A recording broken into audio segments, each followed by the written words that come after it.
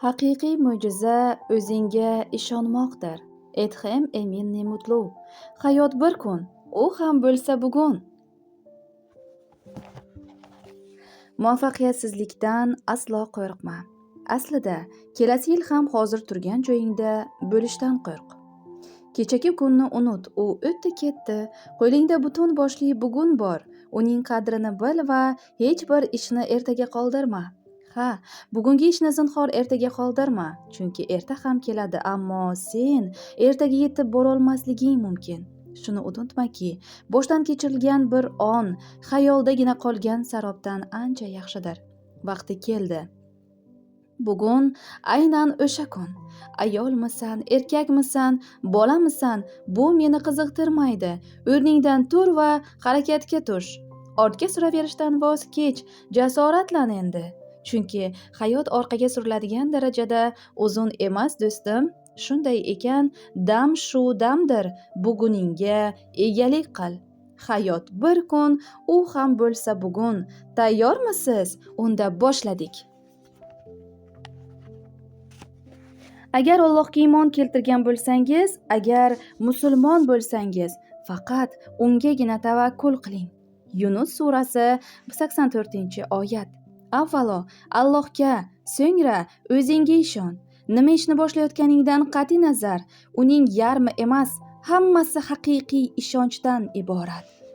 Yashab turganimiz bu yolg'on dunyoda oldimizdan chiqadigan eng katta muammolardan biri nimani bajarishni niyat qilishimizdan qat'iy nazar unga bo'lgan ishonchimizdan mahrum bo'lishimizdir. Buning sababi esa uni ich-ichimizdan emas, ko'proq yuzakroq, tashqi tomonlama istashimizdir. Buni haqiqatdan ham xohlayapmanmi, menga yoqadimi deb o'ylash o'rniga, bu ishni uddalasam obro'yim oshadi, hamma hayron qoladi, ularga yoqib qolaman deymiz. Qisqasi, boshqalarning fikriga qarab yashashga urinamiz.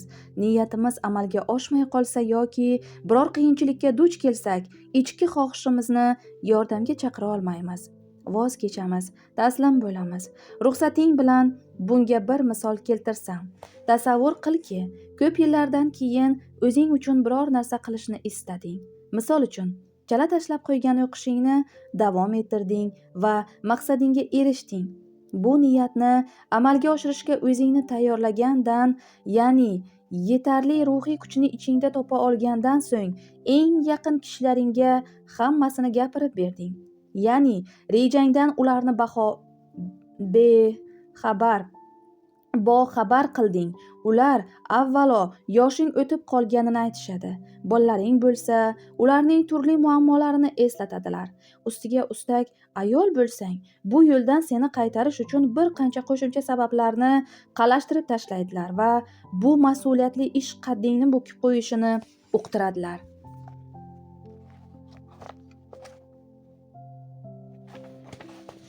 Yoki bu yili imtihondan o'ta olmaganing bois diplom ololmay qolding deylik. Bu aslida bir yiling qulog'ini ushlab ketganini anglatmaydi. Maqsadingni amalga oshirish uchun ozroq vaqt borligini o'ylab, u haqida oila a'zolaringga gapirib berding. Ular esa muvaffaqiyatsizligingni eshitib, darhol salbiy fikrlar yomg'irini ustingga yog'dirib, boshqa o'rtoqlaringni misol qilib, ular bilan seni taqqoslay boshladilar. O'z farzandini boshqalar bilan qiyoslash ota-ona qilishi mumkin bo'lgan eng katta xatodir. Yana bir bora takrorlayman, boshqa o'rtoqlaringni misol qilib, ular bilan seni taqqoslay boshlaydilar. O'z farzandini boshqalar bilan qiyoslash ota-ona qilishi mumkin bo'lgan eng katta xatodir. Xullas, ular ham bir yiling qulog'ini ushlab ketganini tasdiqlagan bo'ladilar. Hamdardlik bildirishga ham urinadilar-u, ammo eplolmaydilar, qo'rqadilar. Yaxshi niyat bilan yana bir yiling bekor ketadi deydilar. Oqibatda orzularingga olib boradigan haligi ajoyib yo'l ustida baland bir devor barpo qiladilar.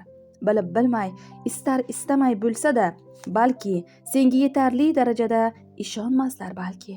O'zlariga ishonmaganlari uchun ham seni shunday deb o'ylarlar.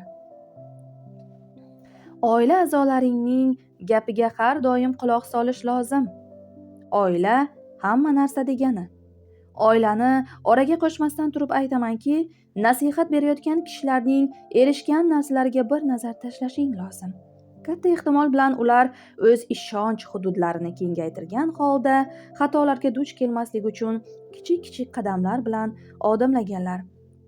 Ayniqsa genetik jihatdan bir-birimizga o'xshab ketsakda, amaliy taraflama, fe'l u qobiliyat tomondan katta farqimiz bor. Hatto bir xil shartlar ostida harakat qilishga majbur bo'lgan, bir joyga tushib qolgan insonlar ham bir xil yo'ldan ketmaydilar. To'g'ri yo'l yagona bo'lsa-da, unga eltuvchi so'qmoqlar turfadir. Chunki yo'nalishni belgilab beradigan taqdirimiz hisoblanadi. Eng muhimi boshimizga tushganlar emas, balki ularga bildirgan munosabatlarimizdir. Hayot ta'sir munosabat maydonidir. Nafas olib turgan har soniyamizda turli xil ta'sirlarga duch kelamiz.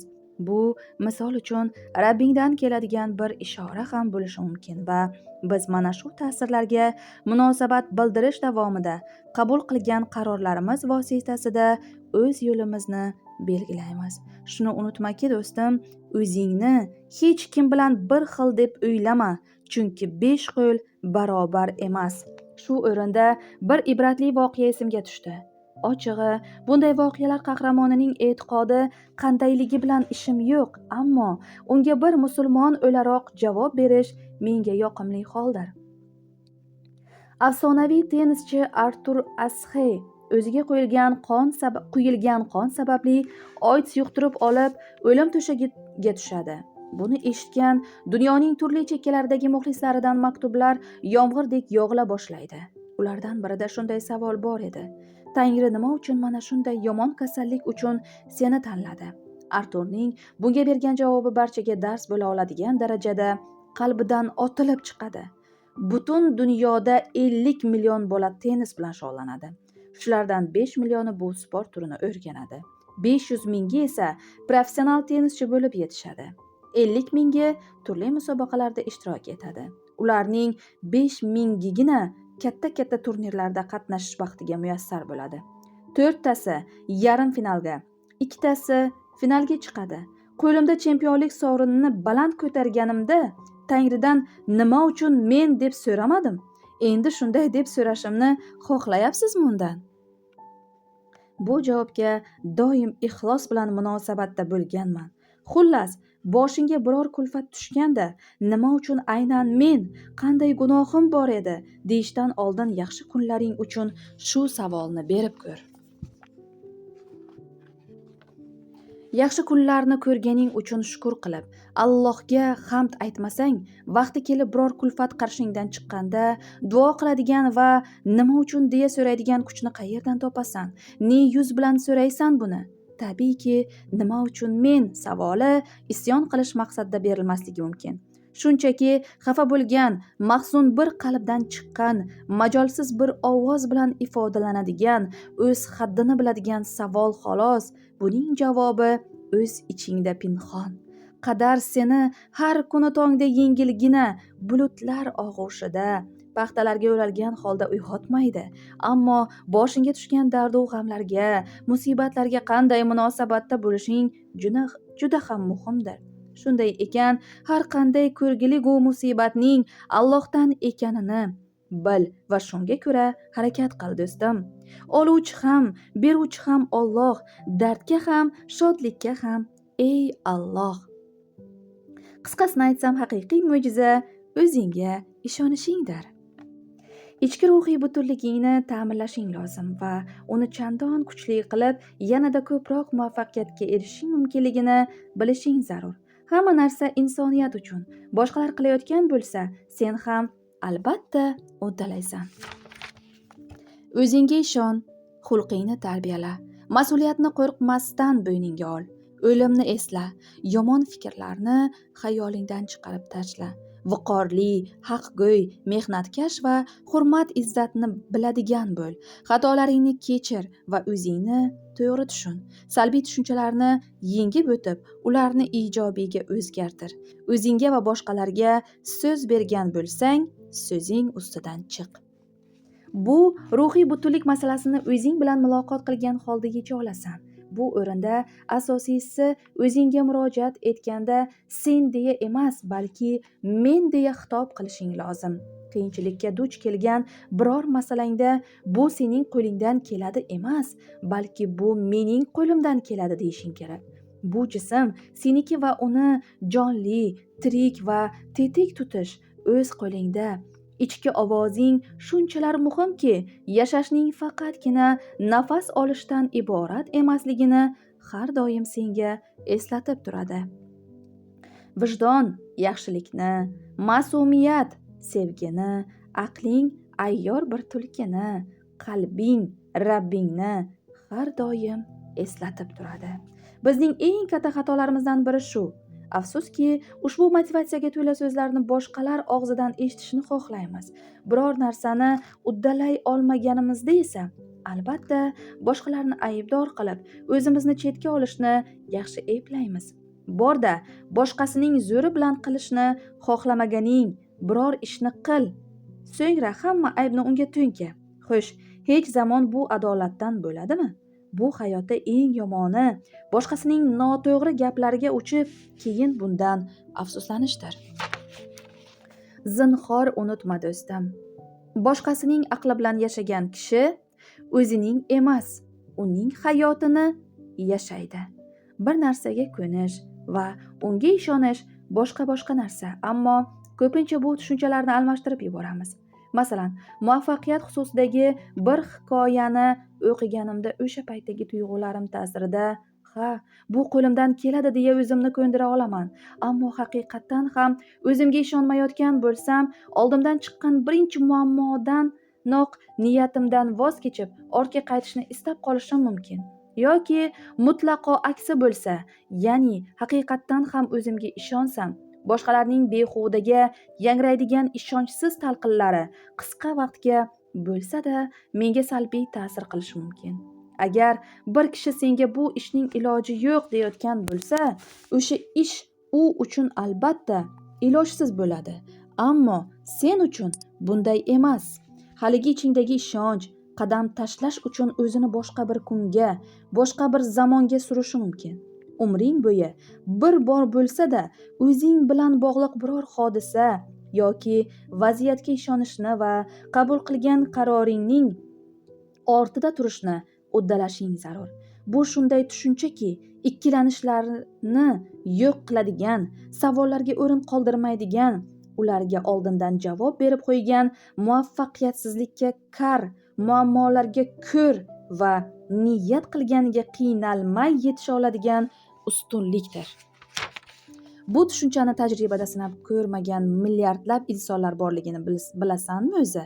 Ya'ni ishongan hikoyalaringni olqishlaydigan, ammo imkoni yo'qdek tuyuladigan narsalarga ishonib, ularning uddasidan chiqqanlari uchun hikoya qahramonlariga faqatgina muxlislik qilishdan boshqasiga yaramaydigan milliardlarcha inson borligini. Avval Allohga, so'ngra o'zingga ishon. Avval Allohga, so'ngra o'zingga ishon. U zot sen bilan bo'lsa, ilojsiz narsaning o'zi yo'q. Kun fayakun, ya'ni u zot bo'l desa, bas, hamma narsa amalga oshadi. Har narsaga bahona izlayverishdan qutulishning bir necha yo'li. Maqsadingni aniq belgilab ol. Hayotdan kutayotganing nima o'zi? Qanday umr kechirishni xohlaysan? Ayni paytda qilayotgan niyatlaringga haqiqatdan ham yetishishni istayapsanmi? Mazkur maqsadlar yo'lida fidokorlik ko'rsatishga tayyormisan? Kunlaringni, oylaringni, hatto yillaringni mazkur yo'lda nisor qilishga hozirmisan? Mazkur savollarga javob bergan holda o'zingni imtihon qilib ko'r. Qaror qabul qil. Agar maqsadingni aniq belgilab olgan bo'lsang va unga erishish uchun qat'iy qaror qabul qilsang, mag'lub bo'lish qo'rquvini yenga olasanmi? Chunki har bir to'siq qarshisida mazkur xavfga duch kelasan. Bajarganlar va bajara olmaydiganlar o'rtasidagi eng asosiy farq bir qarorga kelishdir. Agar to'g'ri qaror qilolsang, harakatni boshlay olasan. Agar bu qaroring qat'iy bo'lsa, to'siqlarni oshib o'tish uchun o'zingda kuch topa olasan.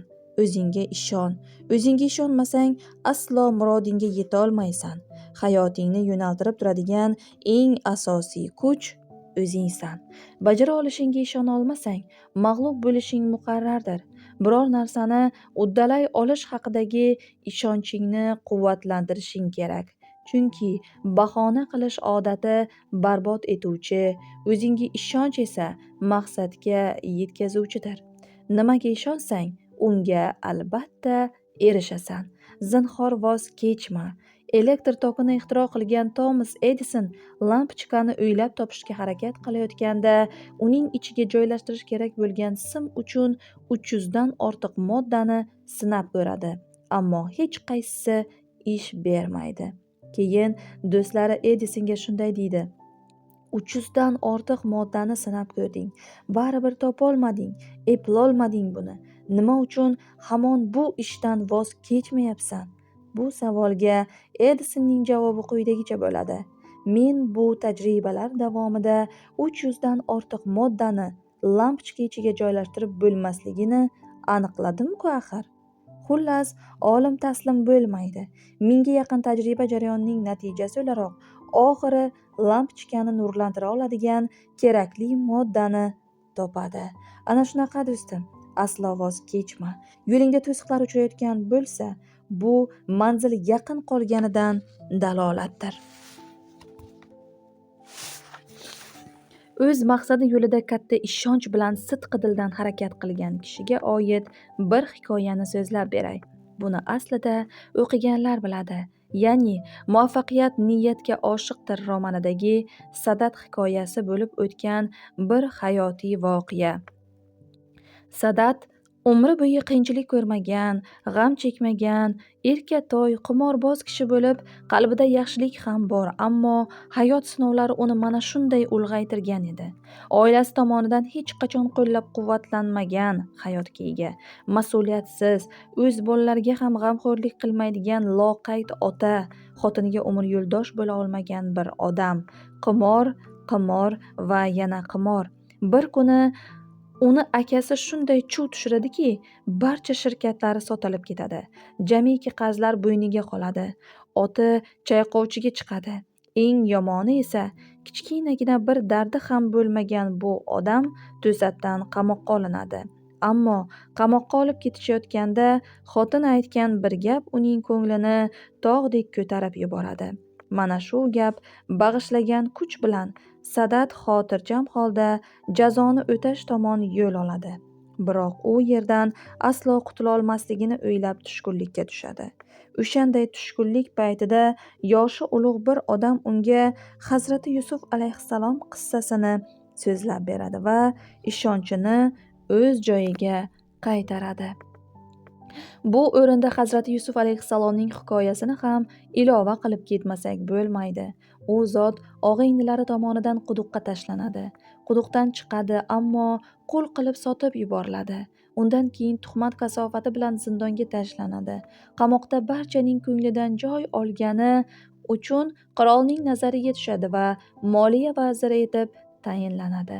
Vaqti kelib, og'a-inilari tavba qilib huzuriga kelganida ularni afv etib, yaxshi munosabatda bo'ladi.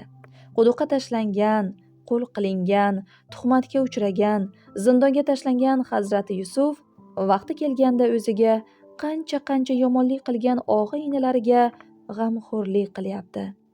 Iymoni kuchidan madad olib hech ham taslim bo'lmaydi. Ha, mayli. Endi mavzuga qaytay. Sadat ishonchini qayta tiklab olgandan so'ng qalbiga yomon xayollarni aslo yo'latmaydi.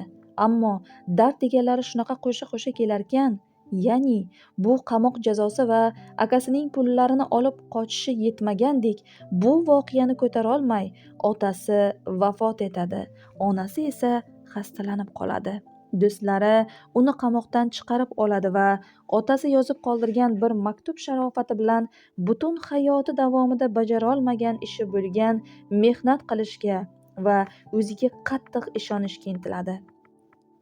Bir parcha yerni kattakon bir tomorqaga aylantiradi va u yerda zaytun yetishtirib, dunyoning sanoqli biznesmenlaridan biriga aylanadi.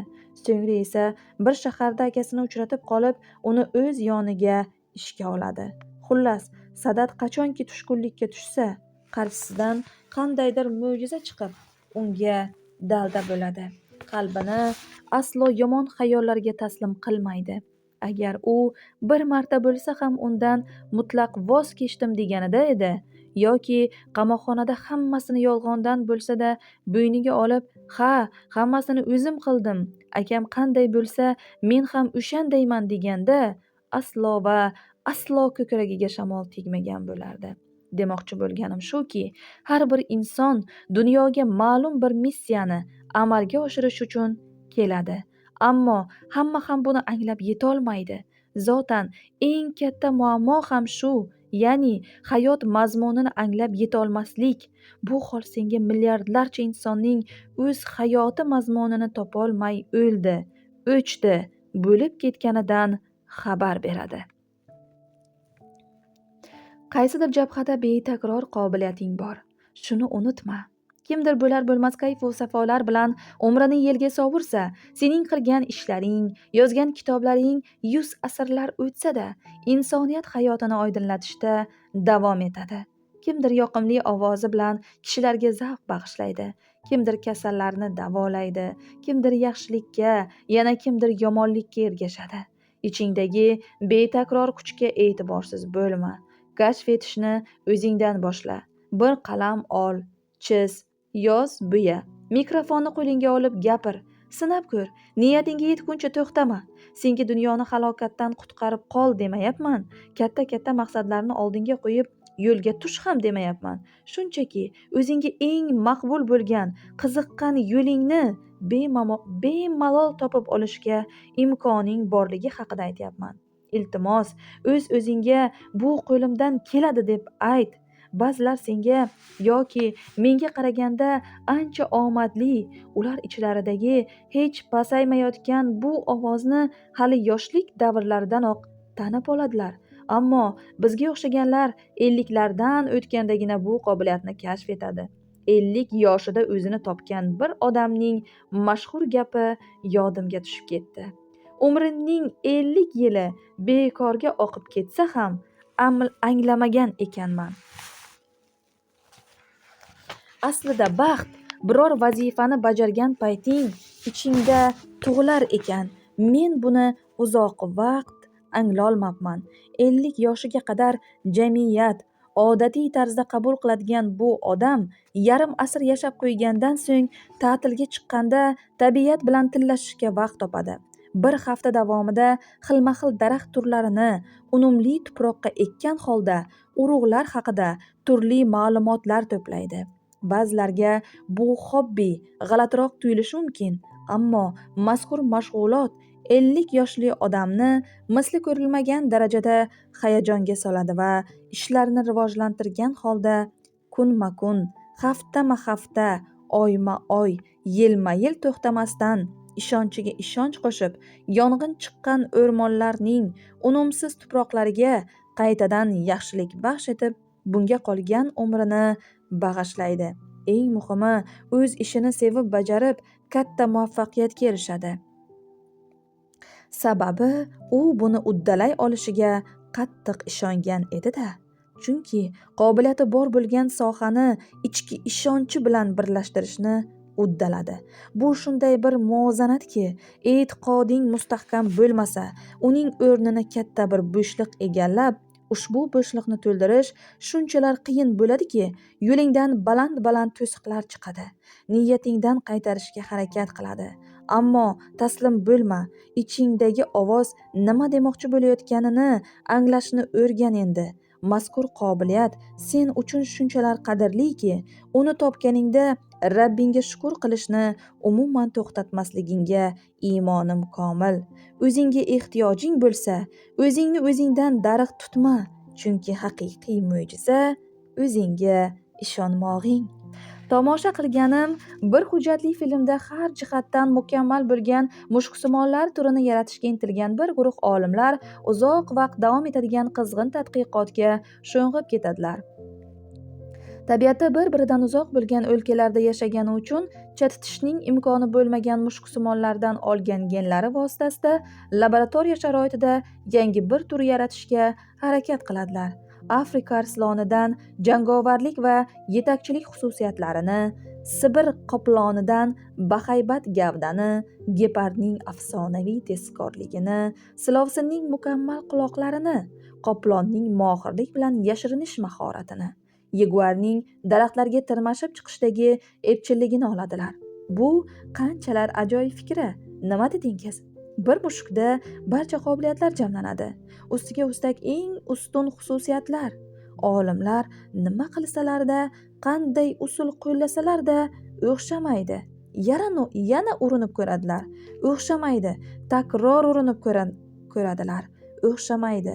Har safar oldilaridan yangi bir muammo chiqib turaveradi. Gepardning afsonaviy tezkorligini ta'minlovchi unsur uzun oyoqlar va yengil barmoqlari edi. Biroq eng kuchli turni yaratish uchun olimlarning yanada baquvvat va og'ir panjalarga ehtiyojlari bor edi. Yaguar kalta va elastik oyoqlari sharofati bilan daraxtlarga osonlik bilan chiqa olardi. Ammo haybatli gavda bu oyoqlarga mutlaqo mos emas edi. Sezdirmay pisib kelish qobiliyati hayvonni tabiat ichida risoladagidek yashirar edi. Lekin arslonning diqqatni tortadigan o'tkir rangli paxmoq yo'llari ham ishni beliga tepayotgandi. Chunki uning bunday xususiyati erkakligi va jangovarligi nishonasidir. Silovsinning yaxshi eshituvchi, ingichka va uzun quloqlari jangovar bir hayvonda bo'lsa, raqiblari tomonidan osonlik bilan qo'parib tashlanardi. Xullas, nima qilsalarda o'xshamadi. Mukammal xususiyatlar bir hayvonda javob bo'lishi mumkin emas edi. Insonlar ham xuddi shunday. Alloh har bir kishiga turli qobiliyat ato etgan. Do'stim, shuning uchun mazkur ustun tarafingni kashf etishing lozim. Biror narsani yodlashga qiynalishing seni buyuk bir rassomga aylantirishi mumkin. Juda ham kuchli analitik qobiliyating bor-u, odamlar bilan muloqot qilishga kirishimli bo'lishga yo'qsan. Ammo mana shu aqling bilan insoniyat uchun foydali kashfiyotlar qilishing mumkin. Har kimning qobiliyatini hurmat qil va o'z moyilliklaringni ham ulardan past sanama. Ichingda ovozini eshitishingni va ishonishingni xohlagan bir gavhar pinhon. Ana shu gavharga quloq solishga va kashf etishga harakat qilishing kerak. Sinab ko'r. O'xshamasa, qaytadan urin. Ammo taslim bo'lma. Bu borada dunyoning eng maqbul joyi shubhasiz qabristonlardir. Qabristonlar insoniyatga noma'lum bo'lgan ijod namunalari, hech qachon kashf etilmagan qobiliyatlar, e'tibor berilmagan g'oyalar va sinab ko'rilmagan fikrlarga to'ladir. Eng katta haqiqatlardan birini aytaymi? Insonlar orzularni tanlamaydi, balki orzular insonlarni sechiladi. Agar bir orzung bor bo'lsa, insonlar orzularni tanlamaydi, balki orzular insonlarni tanlaydi. Agar bir orzung bor bo'lsa, unga boshqalar ega chiqishini kutolmaysan.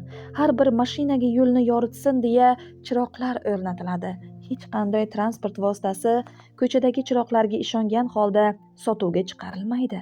Xuddi shunday, sen ham dunyoga shunchaki kelganing yo'q. Rabbing har bir bandasiga o'ziga xos qandaydir qobiliyat in'om etgan va qaysisinidir sening ichingga ham yashirgan.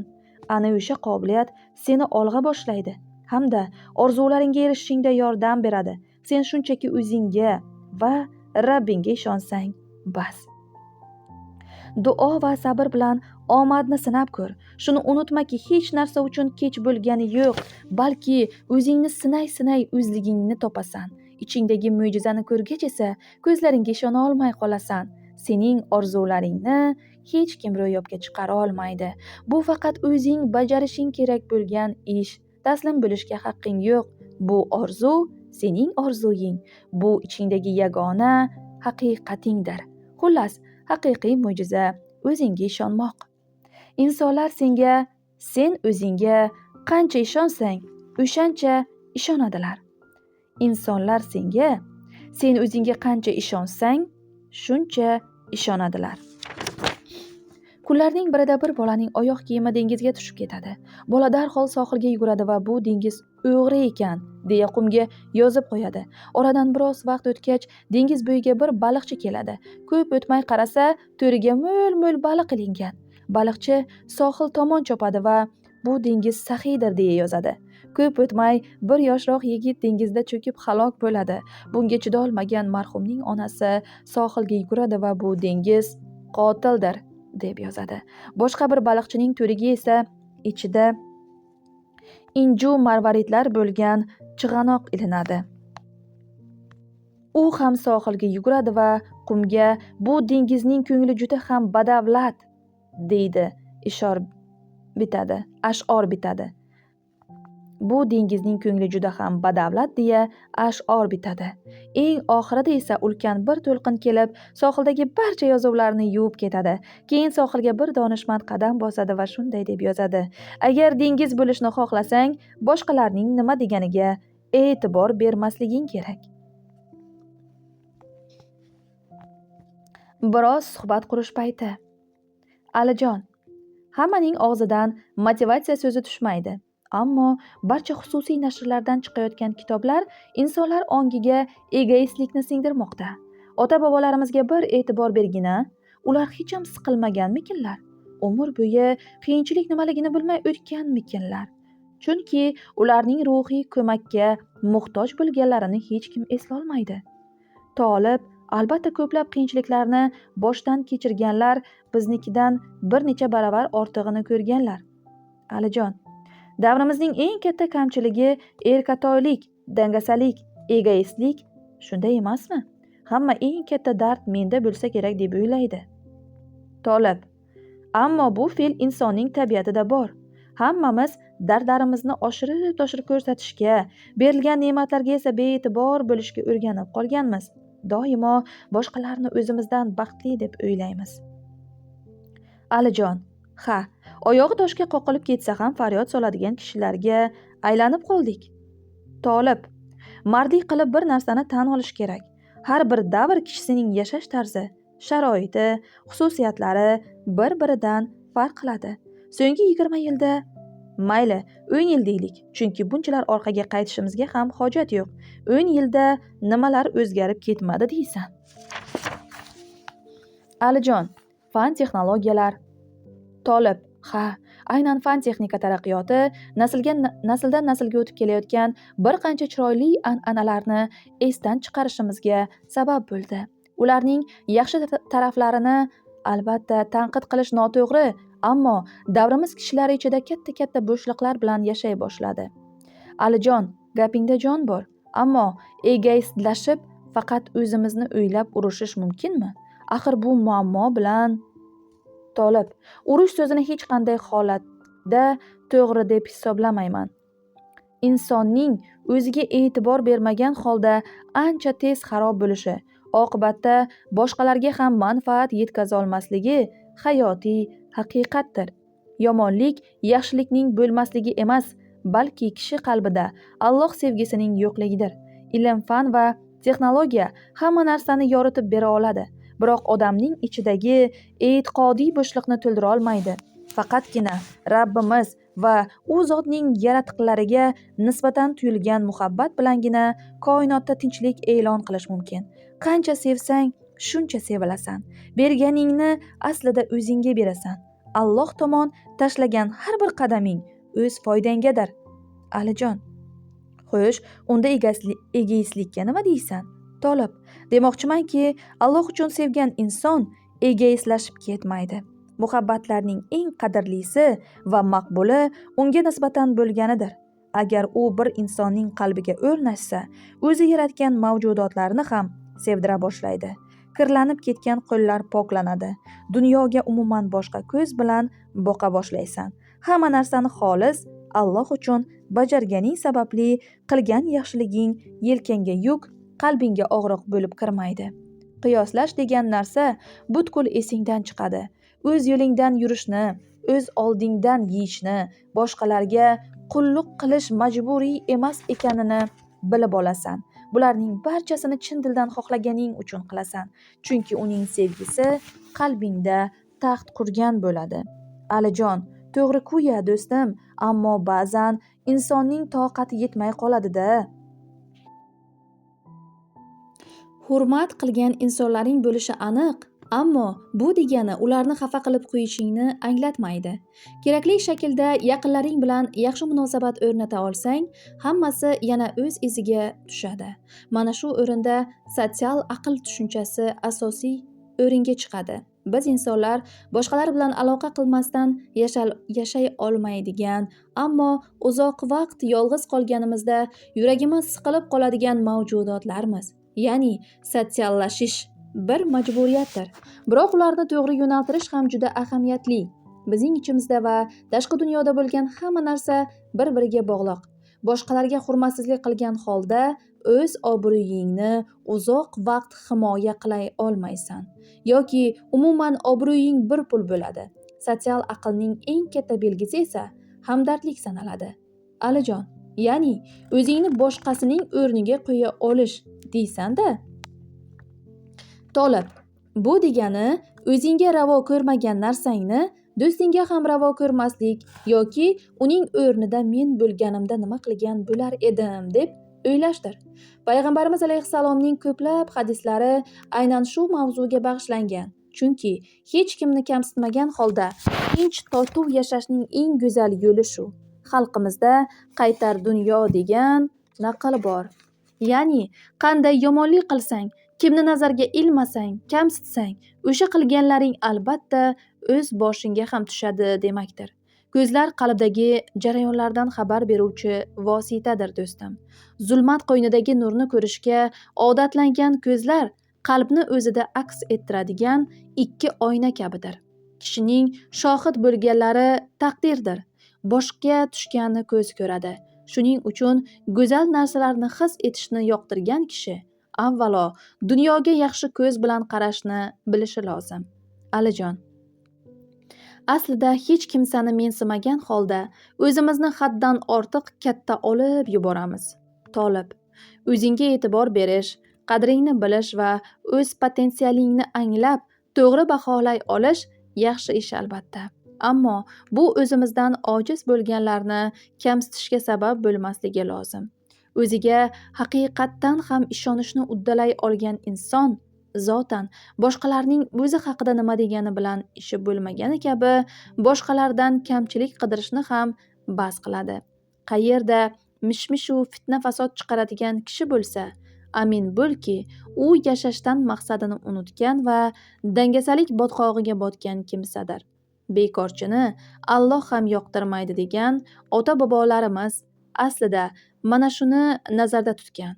Bekorchi kishi avvalo o'ziga, so'ngra boshqalarga haddan oshiq quloq sola boshlaydi.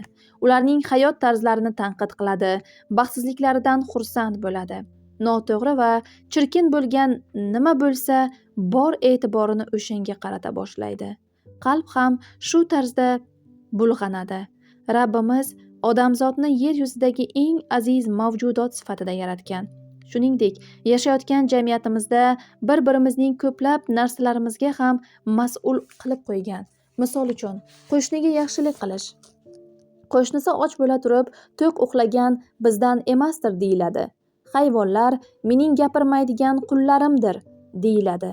Inson qalbini og'ritishning Ka'bani vayron qilish bilan barobarligini bayon etadi.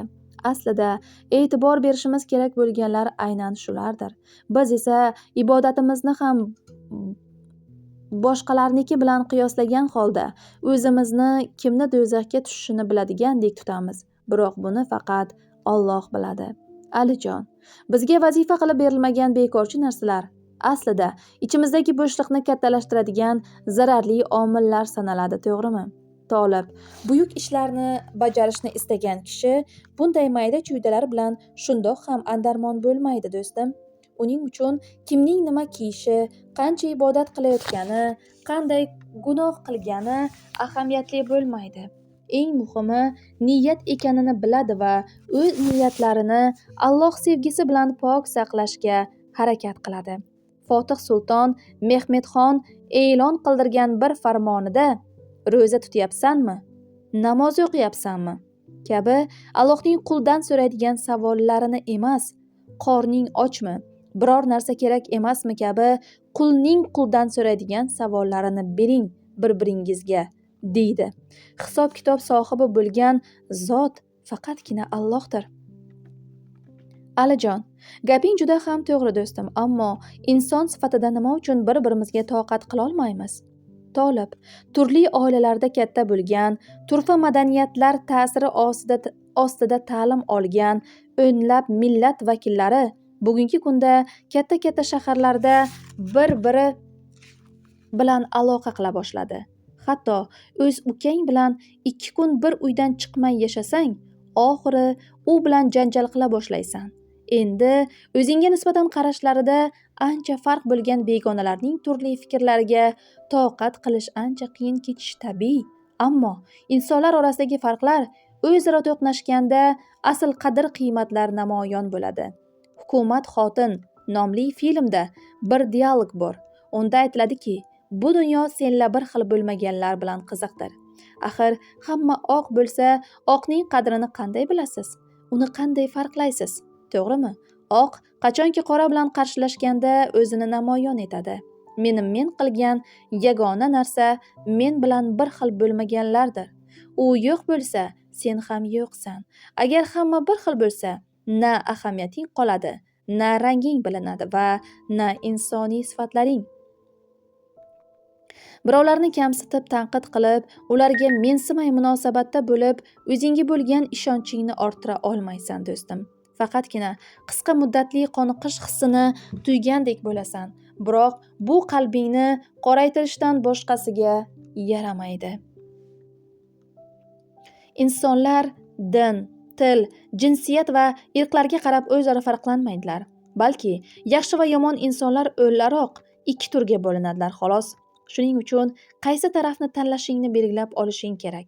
Oldidan bir yahudiyning janozasi olib o'tilayotganda o'rnidan turgan payg'ambar alayhissalomning ummati ekaningni unutma. Dunyodagi hamma narsadan ustun bo'lgan yagona narsa sevgidir. Ammo Allohga nisbatan sevgi undan ham ulug'dir. Alijon, Allohni sevamiz deymiz u buni qanchalik bajara olyapmiz? Mana bu endi asl masala.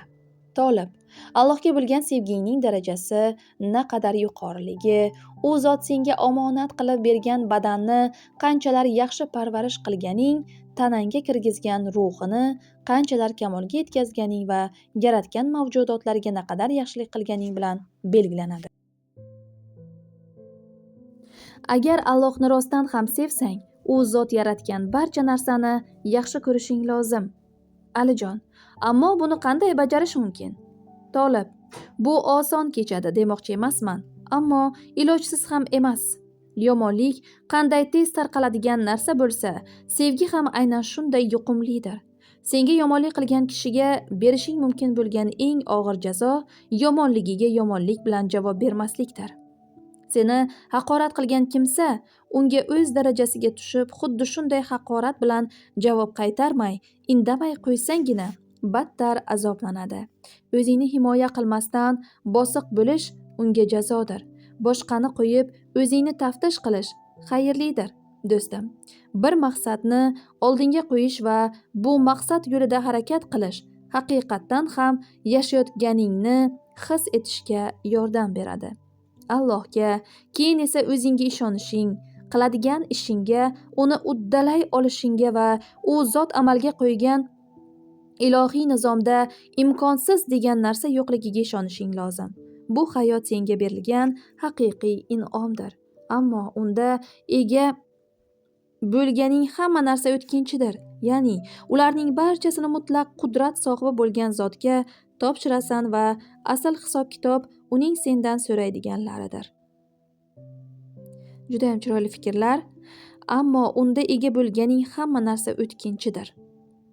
Ya'ni ularning barchasini mutlaq qudrat sohibi bo'lgan zotga topshirasan va asl hisob-kitob uning sendan so'raydiganlaridir. Xo'sh, qanday hayot kechirishni xohlaysan o'zi? O'z dunyoyingni qanday qilib yanada obod etishing mumkin? Olamga yaxshi ko'z bilan qarashni qanday qilib o'rganasan? U kunda Qiyomatda yaxshi amallaring va pok qalbingdan boshqa yordamching bo'lmaydi.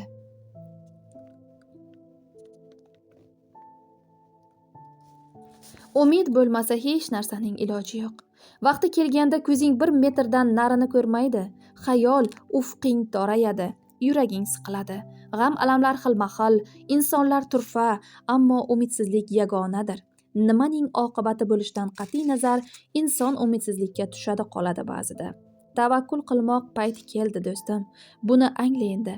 Axir Allohning adolat tarozisi adashishi mumkinmi? Rabbingga ishon. Ishonki, ochilmaydi degan eshiklaring ochilsin. O'tib bo'lmaydi deganing yo'llarga ko'priklar qurilsin. Tugamaydi deb o'ylagan tunlaring intiho topib, quyosh shu'lasi bilan borlig'ing oydinlansin. Alloh hech kimga ko'tara olmaydigan yuk bermaydi. Alloh o'ziga ishonuvchilar bilan doim birgadir. Sen tamom, bitdim deganingda yetdim deydigan zotdir Alloh taolo.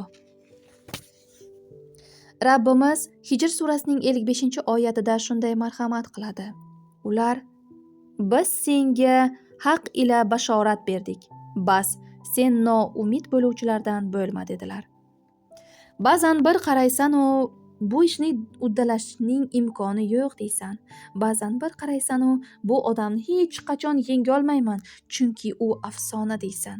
Ammo bir kishi kelib, bu ish juda oson, qani yo Alloh deydi va uni bajaradi. Bir qarasang, u uddalab bemalol yo'lida davom etyapti. U sendan ko'ra kuchliroq yoki aqlliroq bo'lgani uchun emas, sendan omadliroq bo'lgani uchun ham emas, balki dunyo qarashi sababli. U o'sha ishni qila olishiga qattiq ishongan edi. Sen esa qilolmasligingga. Shuni unutmaki, bizda kuchli bo'lgan emas, Alloh yor bo'lgan kishi g'alaba qiladi. Agar sen Rabbingga ishonsang, iloji yo'q degan narsa biroz ko'proq vaqt olishdan boshqasiga yaramaydi. Badavlat bir biznesmen boyib ketgandan so'ng insonlarga yordam bermay qo'yibdi. Oldin totmagan qanday rohatlar bo'lsa, hech qaysisini begona qilmaslikka intilibdi. Dunyoning hoy-havaslariga borgan sari berilib ketaveribdi. Oqibatda Allohdan uzoqlashib, nafs quliga aylanib qolibdi. Mana shunday to'kin sochin, kayf safo qilib yurgan kunlarda to'satdan uning vatanida iqtisodiy inqiroz boshlanibdi. Natijada o'z vaqtida doim duoda bo'lgan, muhtojlarga yordam bergan, chiroyli bir oilasi bo'lgan bu badavlat kishining ishlariga inqiroz katta zarar yetkazib, xonavayron bo'libdi. Bisotida bor yo'g'i bittagina qimmatbaho gavhari qolibdi. Inqiroz uni holdan toydirib, hamma narsasidan judo qilgani uchun yonida do'stingman deb yurganlarning barchasi tashlab ketibdi.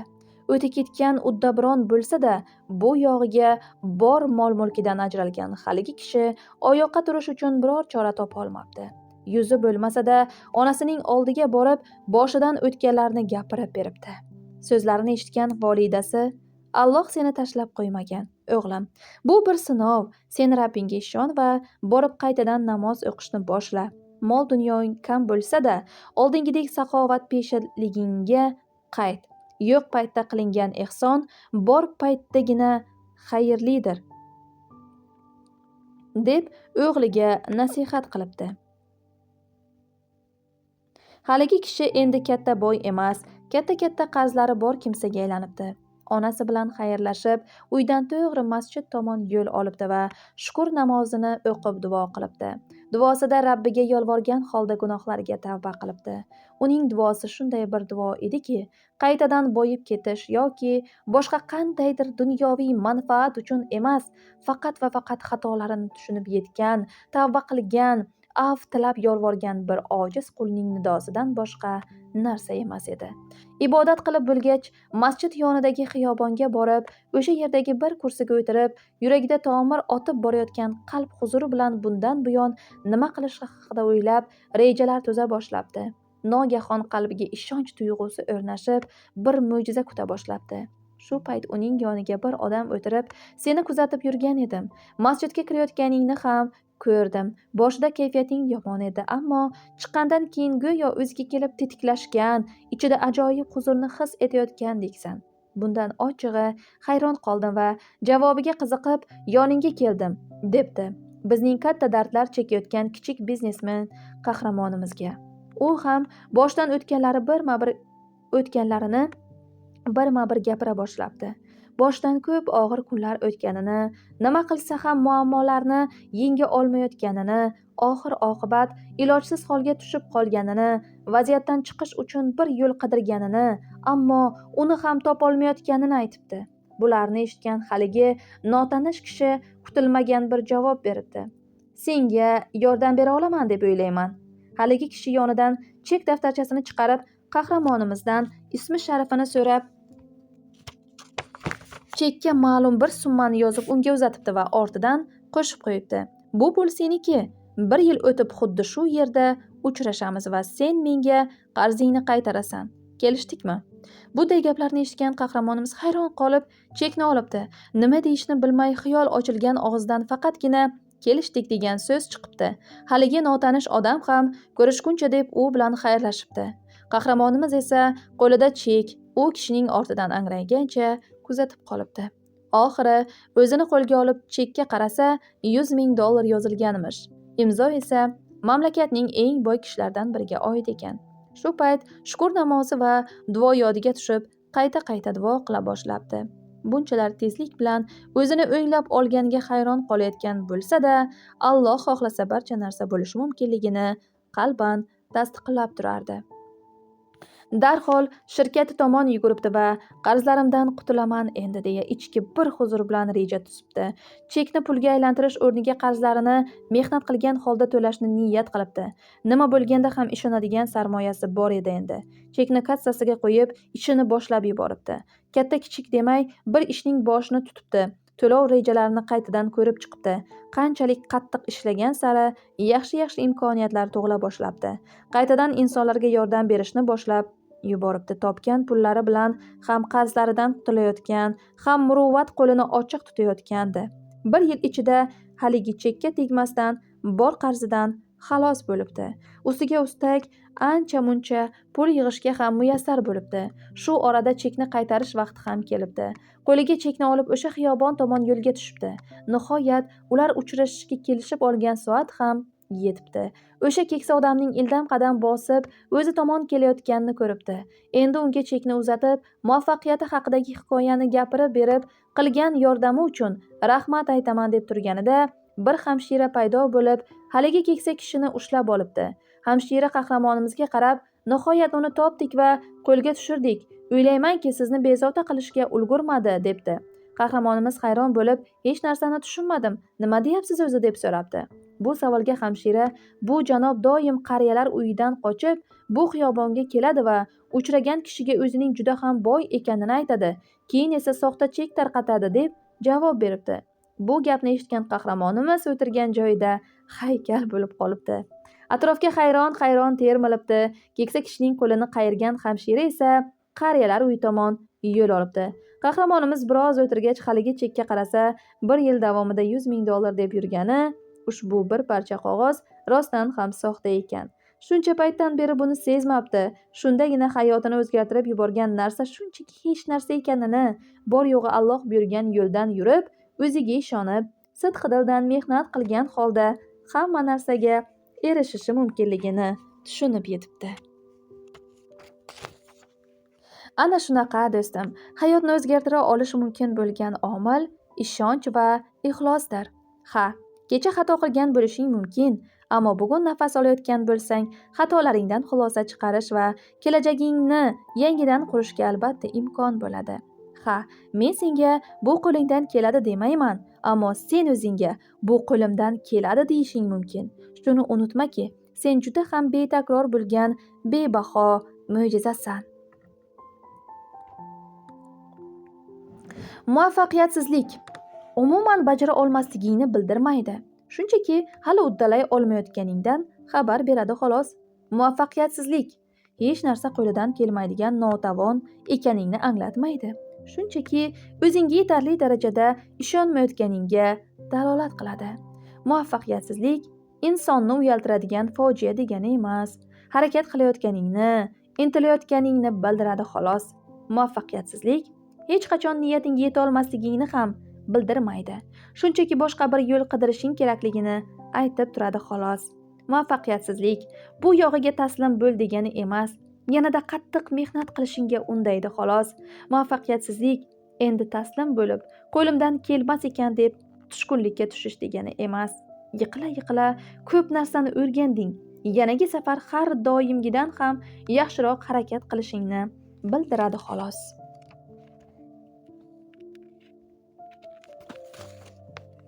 Qanday vazifa bo'lishidan qat'iy nazar, o'ziga ishongan paytda g'alaba chanqoqligini his qiladi inson. Kichik bo'lib ko'ringan ishlarga ham katta e'tibor beradi va ulkan maqsadlarga kichik detallardan oqilona foydalanish orqali erishadi. Eng baland cho'qqilarni zabt etgan inson har bir ishni diqqat e'tibor bilan, o'ziga talabchanlik vositasida bajargan, qiyinchiliklarga sabr qila olgan insondir. Hech kim yolg'iz emas.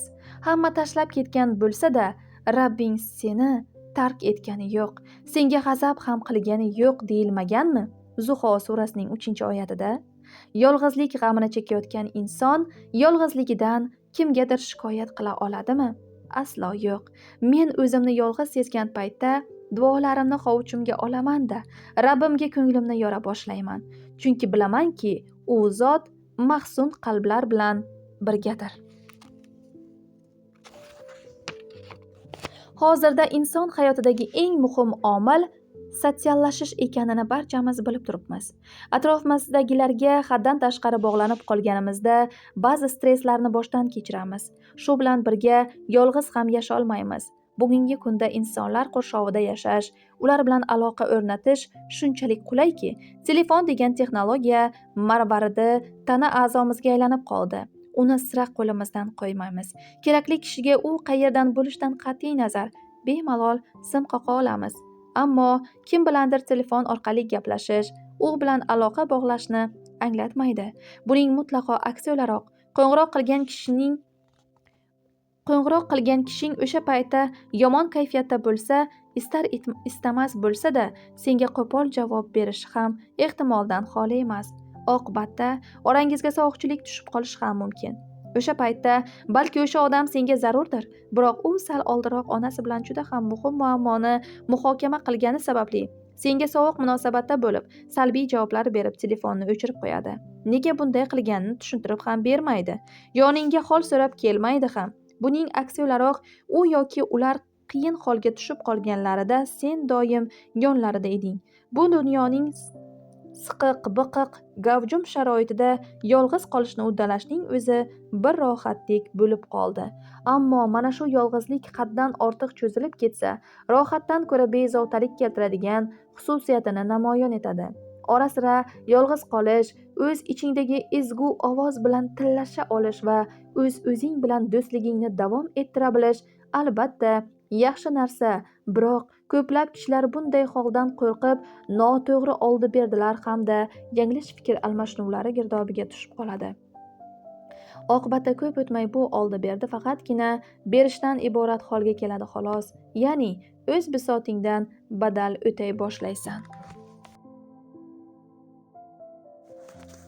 Men o'z-o'zimga kifoya qilaman. Rabbim men bilan. Ha, to'ppa-to'g'ri. Hech kimga ehtiyojing yo'q, agar Alloh sen bilan bo'lsa. Ammo mazkur dunyoqarash sotsiallashish va hayotni davom ettirish uchun kifoya qilmaydi. Men senga yolg'izlik haqida emas, sotsiallashish xususida gapiryapman. Ota-ona, oila, aka-uka, umr yo'ldosh, do'st va shularga o'xshagan kishilar bilan quriladigan aloqa juda ham muhim. Ichki dunyoga qamalib olib, dard-u g'amlar bilan yolg'iz qolganingda, albatta, o'z-o'zingga kifoya qilasan va Rabbing ham sen bilan bo'ladi. Shuni unutmaylikki, har doim ham o'z-o'zimizga kifoya qila olmaymiz, balki sotsiallashishga katta ehtiyoj sezamiz. Juda ham ochiqqanda qanday qilib o'z barmoqlaringni yeb qo'yishdan tiyilsang, uzoq vaqt o'zing bilan qiladigan suhbating ham hayotingdagi kemtiklar o'rnini to'laligicha to'ldira olmaydi. Hech kim bunday qilib har doim halovatda yasha olmaydi. Xullas, bir ehtiyoj holiga keladi. Kim bilandir suhbatlashish, ya'ni sotsiallashish Xo'sh, unda bu muammoni hal qilish uchun ko'ngil yorishim kerak bo'lgan kishi kim desang, buni aniq ayta olmayman. Uni hali uchrata olmagan bo'lsang-da, topgan do'stlaring, o'rnatgan aloqalaring noto'g'ri bo'lsa ham, bu yog'iga tajriba to'plagansan. To'g'ri bilan noto'g'rini farqlay olasan. Yoqmagan biror narsa yeb qo'ysang, birozdan so'ng ko'ngling ayniy boshlaydi, to'g'rimi? Ruh ham aynan shunday. Osh qatiq bo'lib yurgan noqobil do'stlaringga salbiy reaksiya bildira boshlaydi u. Yomonlar bilan kuningni kech qilsang, yanada baxtsiz, yanada tushkun holga tushasan. Shunchaki yolg'izlikdan qutulib sotsiallashgan sanalasan xolos. Bunday vaziyat naqadar achinarli. Insonlar dardu g'amlarini yetarli darajada baholay olmay boshlaganlarida achinarli ahvolga tushib qolishlarini bilmaydilar. Yoqtirmagan kishing bilan birga aylanay, suratlar almashay, yozishay deya sotsiallashish menimcha to'g'ri emas. Sen uchun ham to'g'ri bo'lmasa kerak. O'zingni baxtsiz his qilgan paytlaringda ruhiyatingni ko'tarinki holda tutish uchun faqat o'zing bilan o'ralashib, egoistlashib ket demayapman. Gap shundaki, hayot doim ham kulgi-yu qahqahalar bilan seni xursand qilmaydi yoki faqatgina o'yin kulgidan iborat bir xiyobon ham emas. Shunchaki yig'lash ham bir ne'mat ekanini senga eslatib qo'yishni istar edim. Chunki yig'lash bir soatdan keyin turadigan bosh og'rig'ining oldini oladi.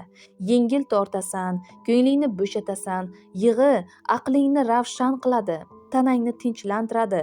Hatto boshqalarga ojiz ko'rinishni xohlamay, o'zini yig'idan tiyganlar buni ham noto'g'ri tushunadi. Aslida yig'lash ham ichki bir kuchning namoyon bo'lishidir. Yig'lamoq yig'latmoqdan ko'ra kuchliroq hodisa sanaladi. Agar biroz insonga ko'ngil yorib, uni dardingga dardosh qilolmaydigan bo'lsang, u bilan sotsiallashishning biror ma'nosi qolmaydi. Kunlar kabi dardim ham o'tib ketadi deyotgan bo'lsang, yanglishasan. Chunki kun unday yoki bunday holda baribir o'tib ketadi. Ammo bu noto'g'ri qaror bilan o'zim ham tamom bo'lsam nima bo'ladi deb hech o'ylab ko'rdingmi? Yordam berish juda ham chiroyli ish. Shu bois yaxshilikdan qo'lingni zinhor tortma. Tabiiyki, xursandchilik qilmayapsan, qah-qah urib kulmayapsan deya yordam ham bermaysan demayapman. Bu o'rinda sening hissiyoting haqida gapiryapman. Agar kimgadir o'z siringni aytmayotgan bo'lsang, u bilan bemalol o'yin kulgi qila olasan. Biroq samimiy tarzda chaqchaqlasha olmaysan.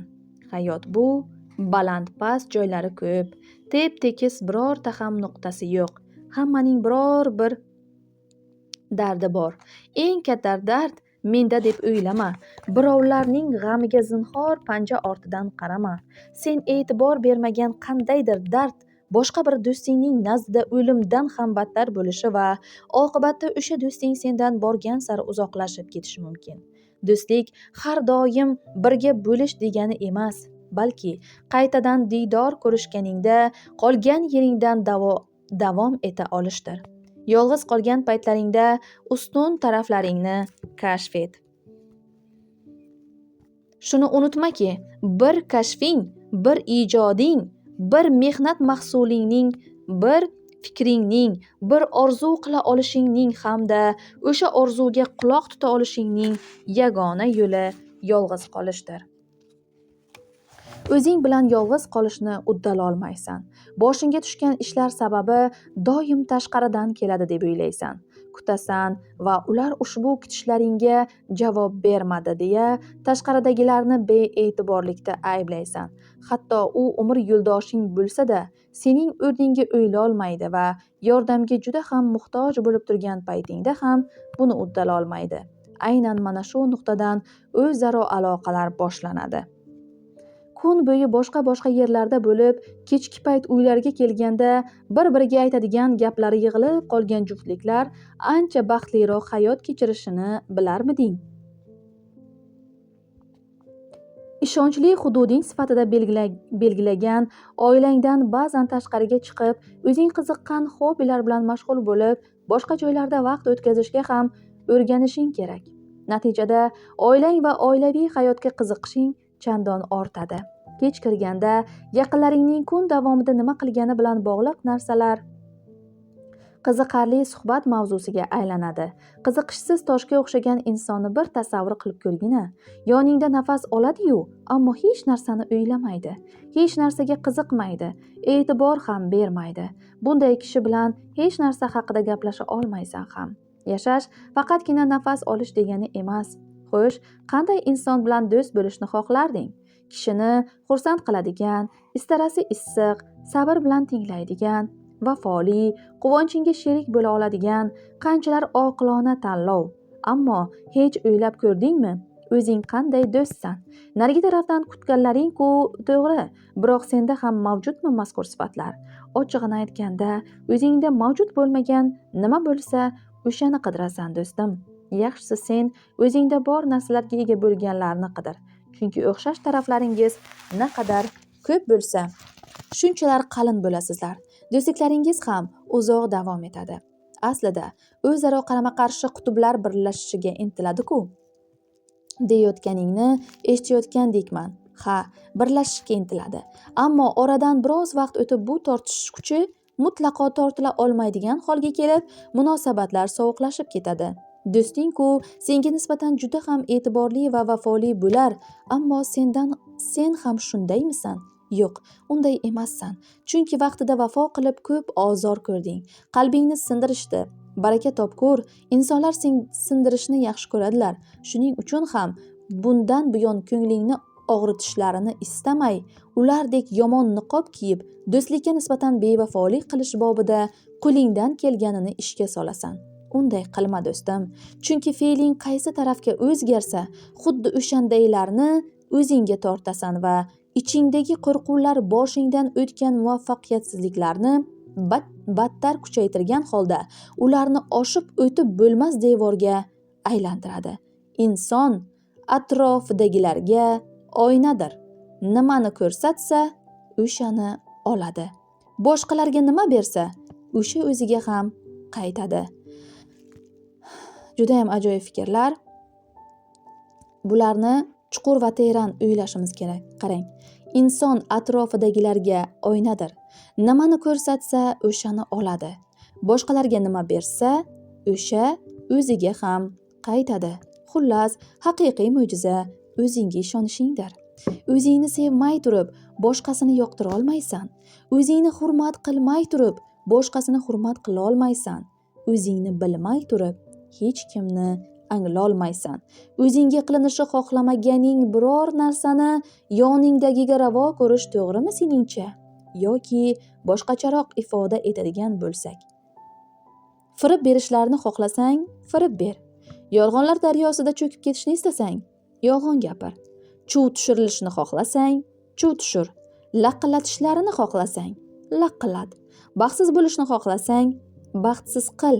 Halovatingni yo'qotishni xohlasang, boshqalarning halovatini o'g'irla. Qisqasi, boshingga nima kun tushishini istasang, boshqalarga aynan o'shani ravo ko'r.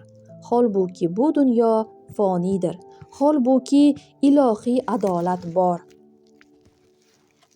Boshqalarga nima qilsang qil, ularga qanday kunlarni ravo ko'rsang ko'r, ammo o'zingga ortig'i bilan qaytishini ham bilib qo'y. Qanday umr yo'ldosh, qanday do'st, qanday zurriyotlarni orzu qilasan degan savollaringga javob ber va o'sha javoblardagi inson bo'lishga harakat qil. Shu yo'l bilangina orzungdagi kishilarni uchratasan. O'shanday do'stlar topasan, oila qurasan. Shuni unutmaki, menga do'stingni ko'rsat, senga kim ekaningni aytib beraman degan maqol bekorga aytilmagan. Shuning uchun o'zingni o'zgartirishni boshla. Yana aytib qo'yishim kerakki, ko'nglingdagidek bo'lmagan tanish-bilishlaringni, nodurust kimsalarni hayotingdan chiqargan holda yangi va yaxshi insonlarga joy ochishing kerak. Orzularing ustidan kuladigan, seni muvaffaqiyatsizlik chohiga uloqtiradigan, boshqalar oldida kamchiliklaringni yuzingga soladigan, ortingdan g'iybat qilayotganini sezib qolganing, o'zingda amalga oshirgan har bir o'zgarishni tanqid qiladigan, ishlaringni ko'ra olmay hasad qiladigan kimsalar bilan orangga to'siq o'rnatishing lozim. Aslida o'zliging tubiga sho'ng'isang, o'zliging bularni bemalol uddalay olasan. Ammo shunday bo'lsa-da, aytib o'tishni xohladim. Mana shunday xususiyatlarni namoyon qiluvchi kishilarning nimanidir bajara olmaslik va boshqalar tarafidan mazax qilinish qo'rquvi bilan yashashlarini tushunib yetasan. Ustiga ustak ular sotsiallashish maqsadida osh-qatiq bo'layotgan kishilaring bo'lsa, o'z salbiy fikrlari bilan senga har jabhada ta'sir o'tkazadilar. Unga sevgiling yoki umr yo'ldoshing bilan qanday baxtli ekaning haqida aytib berasan. U esa buni eshitib shunday fikrlar bildiradiki, oqibatda shubhalar qo'shini qurshovida qolib, ko'ngildagidek ketib turgan hayotingda baxtsiz kunlar boshlanadi. Unutma, shubha iymondan ayiradi. Shubhalanishing ko'p narsani barbod qiladi. Bunaqa kishilar qanday bo'lishini aytaymi senga? Ular go'zallik ichidan kamchilik qidiradilar. Kamchilik qidirgan albatta topadi do'stim, chunki qusur deganlari qidirilgan payt lop etib yuzaga chiqishni yoqtiradi. Tirnoq ostidan kir izlaydigan faqatgina kamchiliklaring bilan andarmon bo'lishingni xohlaydilar. Go'yo o'zlarini seni qizg'anayotgandek ko'rsatadilar. Ammo seni qo'ldan chiqarmaslik maqsadida ulkan bir to'r to'qib, qochib ketmasliging uchun shirin tuyulgan kichik-kichik qizg'anishlari bilan seni o'ziga bog'laydilar. Boshqa birovning o'zlarini bunday holda qabul qilmasligini biladilar. Shuning uchun ham seni yo'qotishni istamaydilar. Men yoqtirgan bir qo'shiq matni. Topasan, qidirsang xato, doim o'lchab bicharsan jafo, o'ldi, o'chdi bo'larsan, yog'och otda ketarsan. Xullas, haqiqiy mo'jiza o'zingga ishonmoqdir. 5 yildan keyingi o'rtacha natijang sifatida namoyon bo'ladigan narsalarning hozirgi kuningdagi 5 kishining qilgan bashorati ekanini bilasanmi? Oila yoki ishxonalarda bu hodisa bir xil tusda namoyon bo'lmasa-da, shunga o'xshash shaklda bo'y ko'rsatadi. Ya'ni, qo'lingdan kelmaydi jumlalari vositasida qulog'ingga yangraydi. Ularga berishing mumkin bo'lgan eng chiroyli javob esa o'sha ishni uddalamoqdir. Sen qila olmaysan, aslo bajara olmaysan. Shu yoshda-ya? Zinhor uylana ko'rma, baxtsiz bo'lasan. Muhabbat mavjud emas. Bu turishda xastalanishing aniq. Hech kimga ishonib bo'lmaydi. Zinhor unday qilma, xonavayron bo'lasan. Yuqoridagilarga o'xshagan yuzlab yomon fikrlarni sanashim mumkin. Hammasi umidni yo'q qiladigan, xayollarni cheklab qo'yadigan va tashqi ovozlardan keluvchi vahimali talqinlardir. Bolalik paytlarida insonlar mana shunday salbiy fikrlarga e'tiborsiz bo'lolmaydi. Aksincha, ularni o'zining himoyachisi deb tushunadi. Chunki bolalik paytlarimizda o'zimizni ojiz his etib, bu fikrlarni miyamizga o'rnashtiramiz. Ulg'aygan sari ularni ham ongimizda o'stirib boramiz. Ammo endi bola emassan. Zehningni muzlatib qo'ygan sovuq tushunchalarga o't yoqishni o'rganishing kerak. Hozirgi darajangga bolalarcha o'mbaloq qo'shib, osongina kelib qolganing yo'q. Yiqilding, ammo o'rningdan turding. Hammasi tamom deganingda Rabbingga sig'inib qaytadan umidlanding. Shuni unutmaki, o'z ustingda yagona qaror qiluvchi sensan. Oynaga qara, o'zingdan boshqa bormi? Xullas, haqiqiy mo'jiza o'zingga ishonishingdir. Vaqt eng qimmatbaho xazina bo'lsa, baxsh etilgan bu go'zal hayotning boshqaruvi ham o'z qo'lingda. Qur'oni Karimda Rabbimiz aqllarini ishlatmaydilarmi deya marhamat qiladi. Sizlarni bir test bilan sinab ko'rsam, biror muhit ichiga tushib, o'sha muhitdan baxtsiz holda chiqib ketsang va bu holat doimiy takrorlanayotgan bo'lsa, ishni bu kunlarni ko'rishingga sabab bo'lgan jamiki omillarni analiz qilishdan boshla. Shunda quvvatingni vakuumdek so'rib olgan, seni salbiy fikrlar chohiga uloqtirganlar soni bir yoki bir necha ekanini ko'rasan. Aslida maqsadlari bitta, seni nazorat ostiga olish. Onang senga yaxshi niyat bilan xavotirlanganidan qo'lingdan kelmaydi desa, boshqa birov yomon niyatda bu ish sen uchun emas deydi. Ularning farqi yo'q. Ikki jumla ham ayni dushmanning askarlaridir. Seni cheklab qo'ygan, umidingni yo'q qilgan va o'zingni sinab ko'rishdan qo'rqitgan askarlar. Kim bo'lishidan qat'iy nazar, uning tarafidan senga yo'naltiriladigan negativ jumlalardan, salbiy energiyadan o'zingni himoya qilishing kerak.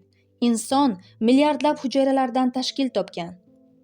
Sen buni sezmasang-da, ana shu milliardlab hujayraning har biri milliardlab zararli mikrobni ichiga kirgizmay, o'z hayot tarzini himoya qiladi. Hech qaysi hujayra himoya pardasi bo'lmay turib yashab qololmaydi.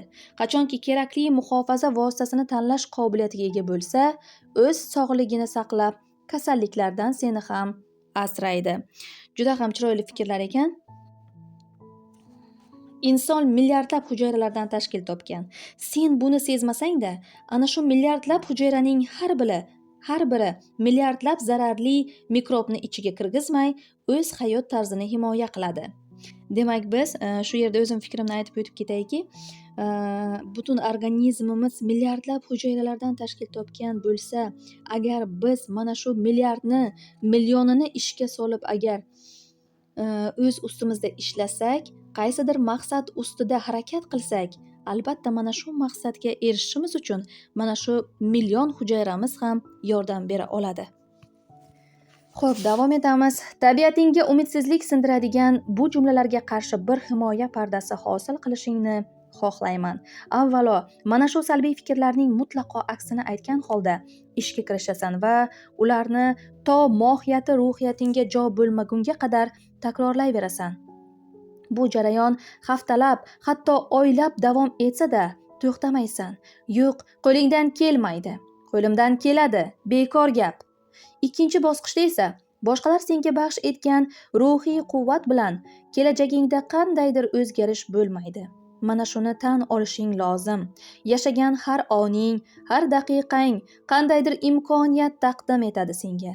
Eng muhimi, ulardan qanday foydalanish faqatgina o'zingga bog'liq, boshqalarga emas. Sen o'zgaga ishongan holda qaror qabul qilsang, ular istagandek hayot kechirishga majbur bo'lasan. Qisqasi, hamma narsa nimaga ishonishingga bog'liq. Uchinchi bosqichda esa seni salbiy tomonga yo'naltirayotgan kishilarning so'zlari bilan hazillashish tajribasini sinab ko'r. Biror gapga e'tibor bermaslikni istayotgan bo'lsang, buning eng samarali yo'li hazilga burib yuborishdir.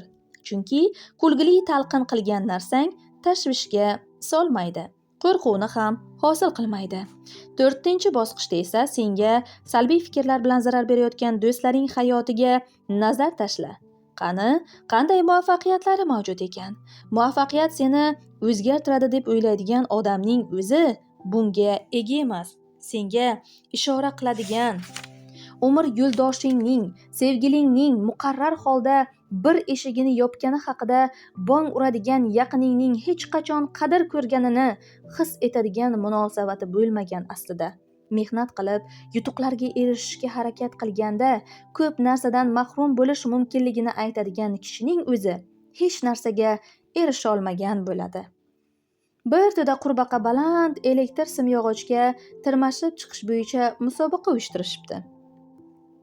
Tomoshabinlar ichidagi boshqa bir qurbaqalar guruhi esa start beribdi va musobaqa boshlanib ketibdi. Bellashuv davomida tomoshabinlar tomonidan turli taxminlar yog'ila ketibdi. Bugungacha bu simyog'ochga hech kim tirmashib chiqmagandi. Buni uddalash juda ham mushkul. O'tgan safar 5 ta qurbaqa tepadan yiqilib o'lgan edi. Bittasi naq boshi bilan yiqilgandi esimda. Ha, to'g'ri. Boshqa 4 tasini esa tok urib jizg'ana qilgandi. Qara, sirpanib ketayotgan qo'ylarga qara. Ana unisiga qara. Simga yopishib qoldi. Yo'q, bunaqasi ketmaydi. Yo voz kechadilar, yo o'ladilar. Juda ham balanddan yiqilsalar, chalpaklari chiqadi o'zi ham. Umurtqalilardan bo'lsak-da, bir yiqilsak bas, umurtqa qolmaydi. Biroz vaqtdan so'ng musobaqachilar yo yiqiladi, yoki yaralangan holda, yoxud qo'rqqani bois birma-bir niyatlaridan qaytibdilar. Ammo ichlaridan bittasi simyog'ochning eng tepasiga chiqdi va sog' salomat qaytib tushibdi ham. Bundan hayron bo'lgan tomoshabinlar shoshgancha chempionning oldiga yuguribdilar va shu payt Deng uning kar ekanini ko'ribdilar. Ya'ni do'stim, muvaffaqiyatsizlikdan oziqlanadigan, niyatlari yaxshimi, yomonmi, nima bo'lsa ham seni pastga qarab tortishga harakat qiladigan kimsalardan qutula olmayotgan bo'lsang, ularning gaplariga e'tibor bermasliging lozim. Holbuki, uddala olmaysan degan chog'larida sen albatta uddalayman deya aytganingni qilasan. Ular ham senga nisbatan soqov bo'lishni qachon bo'lsa-da o'rganishga majbur bo'ladilar.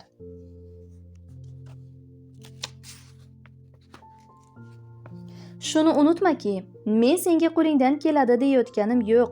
Aksincha, sen o'zingga albatta uddalayman deysan. Insonning qanotlari uning g'ayratidir. Jaloliddin Rumiy. Men ham ilojsiz qolgan paytim ishongan bir akamning oldiga maslahat olish uchun borgan edim. Baraka topgur. O'qimishli akam o'shanda aytgandiki, agar senga bu qo'lingdan keladi deya motivatsiya berishimni kutayotgan bo'lsang, aybga buyurma. Bunday qila olmayman. O'zing qiladigan ishga o'zing ishon. Mening gapim bilan qilmoqchi bo'lsang aslo qilma. Shunisi yaxshiroq bo'ladi.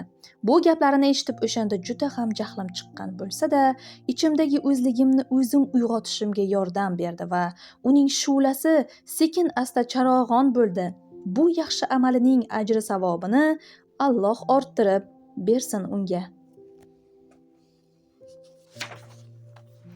Kim bo'lgan taqdirda ham senga zarar bera boshlagan har kimdan o'zingni saqlay oladigan darajada shaxsiyatingni hurmat qilishing lozim.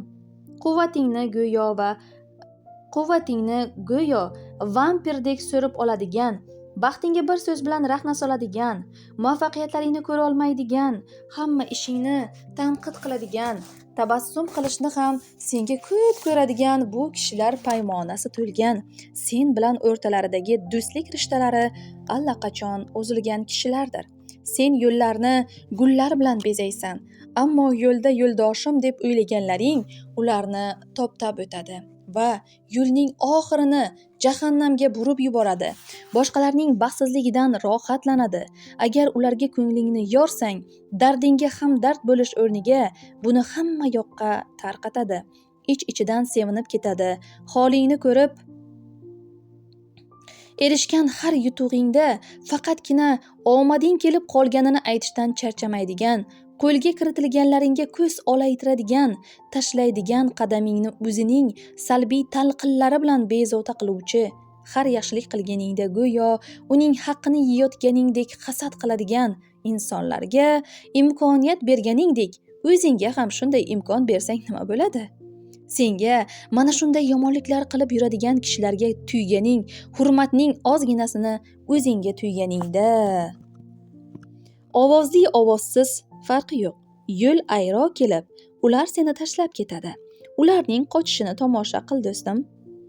Ularning qochishigacha olib bormay, qachon qarasang sen ilgari odimlashdan ortga tortayotgan insonlardan o'zing uzoqlash. Muvaffaqiyatsizlikka uchragan kishilarning ko'pchiligi atrofidagi insonlarni ham uni bajara olmasligiga ishontirgani uchun yuz beradi bunaqa holatlar. Yo'lingda yo'ldosh bo'ladigan do'st sen uchun hozir qanchalar muhim bo'lsa, kelajakda chiqadigan o'nqir-cho'nqir yo'llaring uchun ham shunchalar lozimdir. Boshqalarni xuddi quyga o'xshab kuzatib, ular nima desa ergashib ketaversang, kim ekaningni hech qachon anglolmaysan. Xullas, haqiqiy mo'jiza o'zingga ishonishingdir. Biroz suhbat vaqti. Amri. O'zimni juda ham yolg'iz his etyapman.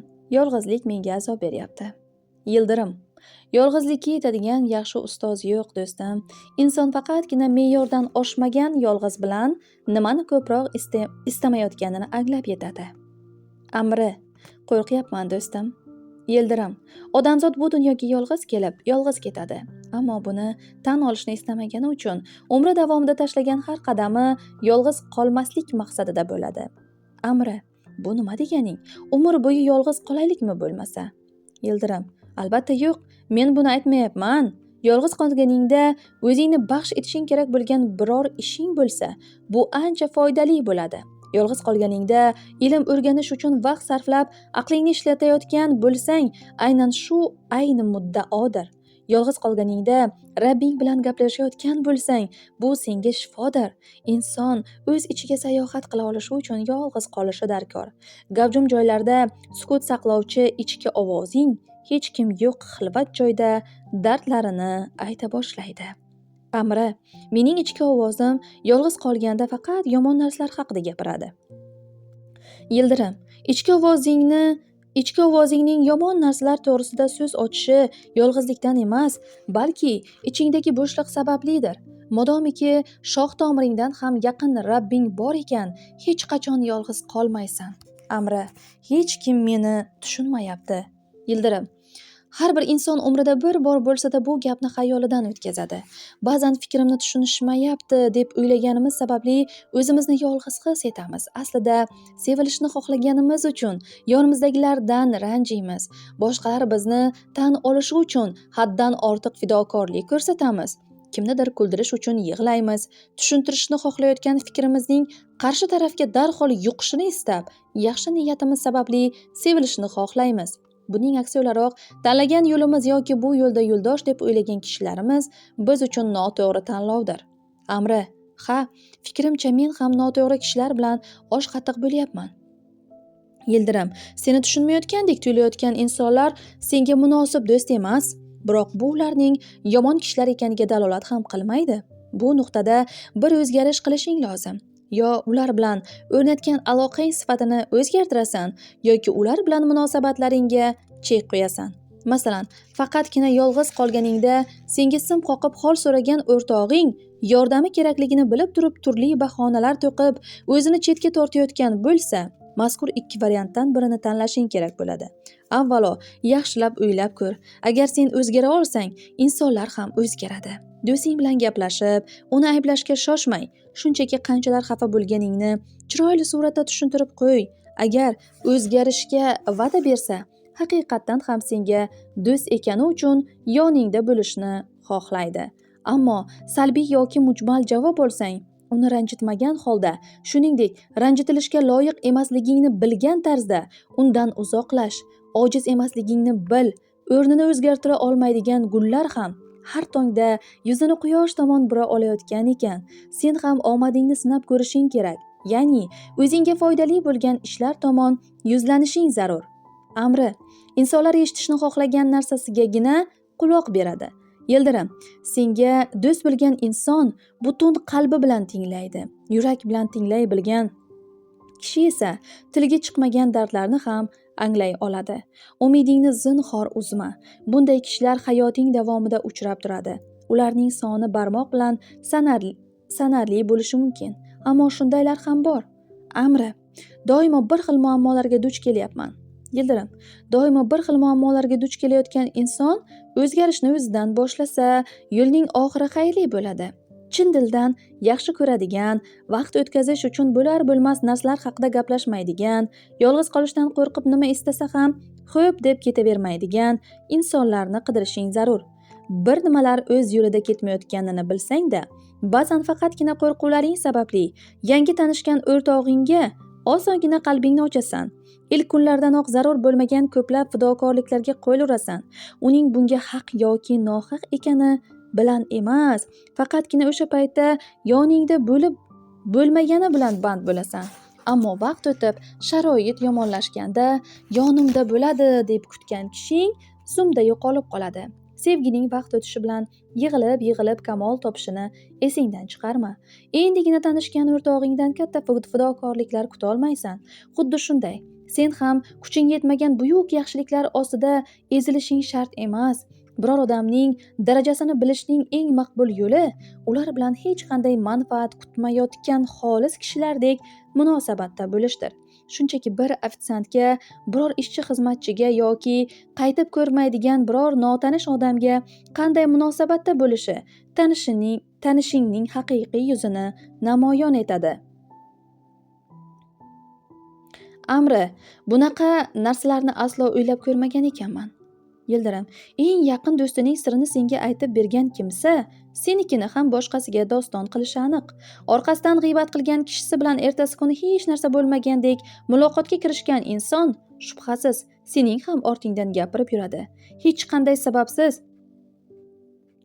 yolg'onlarni qalashtirib tashlaydigan va buni odatga aylantirgan kishining ko'plab bo'xtonlariga sen ham ishonganing aniq. Vaziyatlar yoki kishilarni faqatgina o'zingga nisbatan munosabatiga ko'ra baholama. Amri, menimcha yolg'iz qolayotganimning eng katta sababi shu bo'lsa kerak. Yildirim, qadringni biladigan kishilar bilan o'rtoq bo'lishga haqli ekaningni o'zingga doim eslatib tur. Rabbing albatta yaxshi insonlarni sen bilan hamroh qiladi. Shunchaki buni anglashni o'rgan. Ya'ni o'zing bilan bog'liq kamchiliklarni tushunib yeta boshlaganingda Alloh eng buyuk madadkoring bo'ladi. Amri, xo'sh, kamchiliklarimdan qanday xalos bo'lishim mumkin? Yildirim, boshqalardan nimani kutayotgan bo'lsang, o'zing ham xuddi shunday harakat qilasan.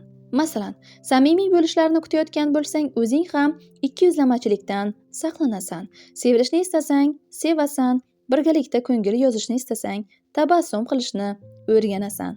Eng muhimi, boshqalarning ilk xatosini ko'rishing bilanoq ular bilan aloqani uzib qo'yib, o'zingni yolg'izlikka mahkum etasan. Amri, lekin men yolg'iz emasman. Yildirim, dunyoga qanday boqsang, dunyo ham senga shunday nazar soladi. Nimadan ko'proq qo'rqsang, aynan o'sha narsa boshingga keladi. O'zingni yolg'iz his qilib undan qattiq qo'rqadigan bo'lsang, kun kelib baribir mung'ayib qolasan. Rabbingning borligini har doim his et. O'tmishdagi achchiq tajribalaring ta'sirida hamma insonlar bir xil deb hech kim hech qachon o'zgarmaydi deb o'ylama. Shunchaki o'zingga imkon ber. Amri, ha, aynan shunga ehtiyojim bor edi. Yildirim, niyating yaxshi, dunyoqarashing to'g'ri bo'lar ekan, senga nima kerak bo'lsa, bir kun oldingdan chiqishini unutma. To'g'ri, hozir o'zingni yolg'iz sezayotgan bo'lishing mumkin, ammo bu doim shunday bo'lib qoladi degan emas. Xullas, umid qilganing qadar mavjudsan, mavjudman, mavjudmiz. Nimani o'zgartirmoqchi bo'lsang, ishni avvalo orzu etishdan boshla.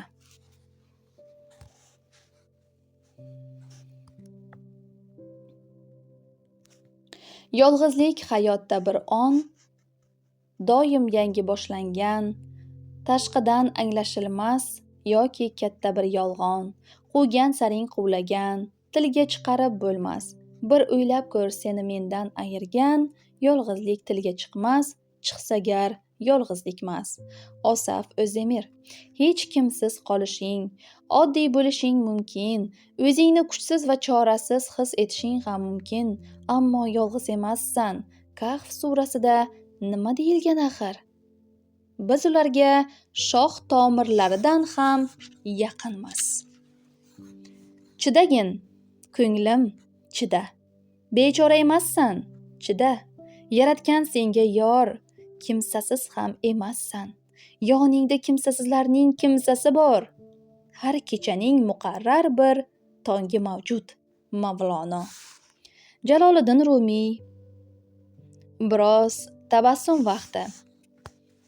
Ma'nodor bir nuqta. Bir xotin eridan so'rabdi. Men o'lib qolsam qanchadan keyin uylanasiz? Eri javob beribdi. Tuprog'ing qurishi bilan. Xotin 4 yil o'tib vafot etibdi. Eri uning qabrini ziyorat qilgani har kelganida tuproqning namligini ko'rib, xafa bo'lib qaytarkan. Oradan yillar o'tsa-da qabr tuprog'i qurimas emish. Kunlarning birida er qabristonga borayotganda qaynog'asi bilan uchrashib qolibdi. Uning qabristonda nima qilib yurganini so'ragan ekan. Qaynog'asi, opamning qabriga suv sepib kelyapman, chunki qabr tuprog'im qurimasin deb vasiyat qilgan edi, deb javob beribdi. Bu gapni eshitgan er kulgancha g'udranibdi. Oh xotinlar-a, narigi dunyodan turib ham bu dunyoga ta'sir qiladilar-ey. Go'zallikning siri. Juda ham chiroyli, ammo yoshi bir joyga borib qolgan taqvodor bir xotindan bu qadar yosh ko'rinish va bunday nafis badanga ega bo'lish uchun qanday go'zallik vositalaridan foydalanasiz deb so'rashdi. Xotin, dudoqlarim uchun, haqiqatdan, ovozimning yoqimliligi uchun, duodan, ko'zlarim uchun, marhamatdan, qo'llarim uchun, saxiylikdan, vujudim uchun, to'g'rilikdan, qalbim uchun, sevgi va shafqatdan foydalanaman. deb ortidan qo'shib qo'ydi. Bunday pardoz vositalarini olish uchun pul talab etilmaydi. Eng muhimi esa ulardan har foydalanganingizda ko'payib ham boradi. Alloh yoqtiradigan va xushlamaydigan rashk bor dunyoda. Allohga manzur bo'ladigan rashk me'yordan oshmagan va o'rinli shubha asosidagisidir. U zot yoqtirmaydigan esa shubha qilishning o'rni bo'lmagan holatda qilingan, haddidan oshgan rashkdir. Rashk. Fikrimcha, biz erkaklarning eng chiroyli xususiyatlarimizdan sanaladi. U faqat erkaklarga xos bo'lmagan g'aroyib tuyg'u bo'lsa-da, ularga yarashadigan sifatdir. Ammo rashk yoningdagi insonga zarar yetkaza boshlasa, u holda bundan qo'rqishning va haddan ortiq rashkdan saqlanishing lozim. Chunki me'yorida bo'lmay, o'rnida qo'llanmaydigan vaziyatda insonni yeb bitiradigan, ich-ichidan chiritadigan qabih tuyg'uga aylanadi rashk. Boshqacha aytganda, zarar yetkazadigan rashkni tuyg'u emas, kasallik desa bo'ladi. U shunday bir xastalikki, hatto quroldan ham xatarli. Men hammaga juda ham yaxshi munosabatda bo'ladigan, ammo umr yo'ldoshi bilan sira kelisha olmaydigan, hatto yoridan tashqari barcha bilan orasi ko'ngildagidek, biroq gap xotiniga taqalganda go'yo u bo'lmay qoladigan, boshqa odamga aylanadigan ko'p kishilarni ko'rdim. Munosabatlariga bog'liq bo'lmagan holda turmush o'rtog'iga qat'iy va noo'rin shubha bilan qarasa kerakki, bu hol sevgi to'la hayot kechirish o'rniga umrni zulmatga aylantiradi. Mantiqli-yu mantiqsiz hamma narsaga yopishib olaveradigan, shubhalanmasdan tura olmaydigan, suygan insonining og'zidan chiqadiganlarga emas, faqatgina o'z fikrigagina ko'r-ko'rona ishonadigan kishilardir ular. Shubha o'ldiradi do'stim. Shubha o'ldiradi. Shubha qilishni boshladingmi, o'sha ish o'sha yerda barbod bo'ladi. Ustiga ustak shubhalanishga doir hech qanday sabab bo'lmasa, bu borib turgan ahmoqlik sanaladi. Nimalardandir shubha qilib, turmush o'rtog'ining telefonini titiklay boshlaydi. Sumkasini, hatto mashinasini, xullas qancha shaxsiy buyumi bo'lsa hammasini tekshirib chiqadi. Maqsadi nimadir topish, chunki bu yerda bir gap borligiga o'zini qattiq ishontiradi. Shunday ishontiradiki, eshitib quloqlaringga ishonmaysan. Aslida bu kasallik darajasidagi rashk ta'sirida bularni bajarayotganda mazza qiladi, o'z ishidan rohatlanadi, chunki tirnoq tagidan kir qidirish uning hayoti mazmuniga aylanib qolgan bo'ladi. Oqibatda shubhalari miyasini yeb bitiradi. Bitirib ham tinch tursa mayli edi. Ustiga ustak uning o'zaro munosabatlar yoki oilaviy hayotda mahram degan gap yo'q degan dunyoqarash ham bor. Hamma narsani nazorat qilishga intiladi. Nimalarnidir taqiqlay boshlaydi. Hatto jazolash uchun tuzoq qurishga ham jur'at qiladi. Hozirgida ijtimoiy tarmoqlarning hayotimizdagi o'rni tobora ortib bormoqda. Mana shundan foydalanib, soxta akkauntlar ochadi va turmush o'rtog'iga shundan ataylab yozadi. Qani javob berarmikan deb. O'zicha xotinining bunga javob berishiga ishonchi komil. Javob kelmasa ham ishonmaydi. Sezib qoldi deb o'ylaydi.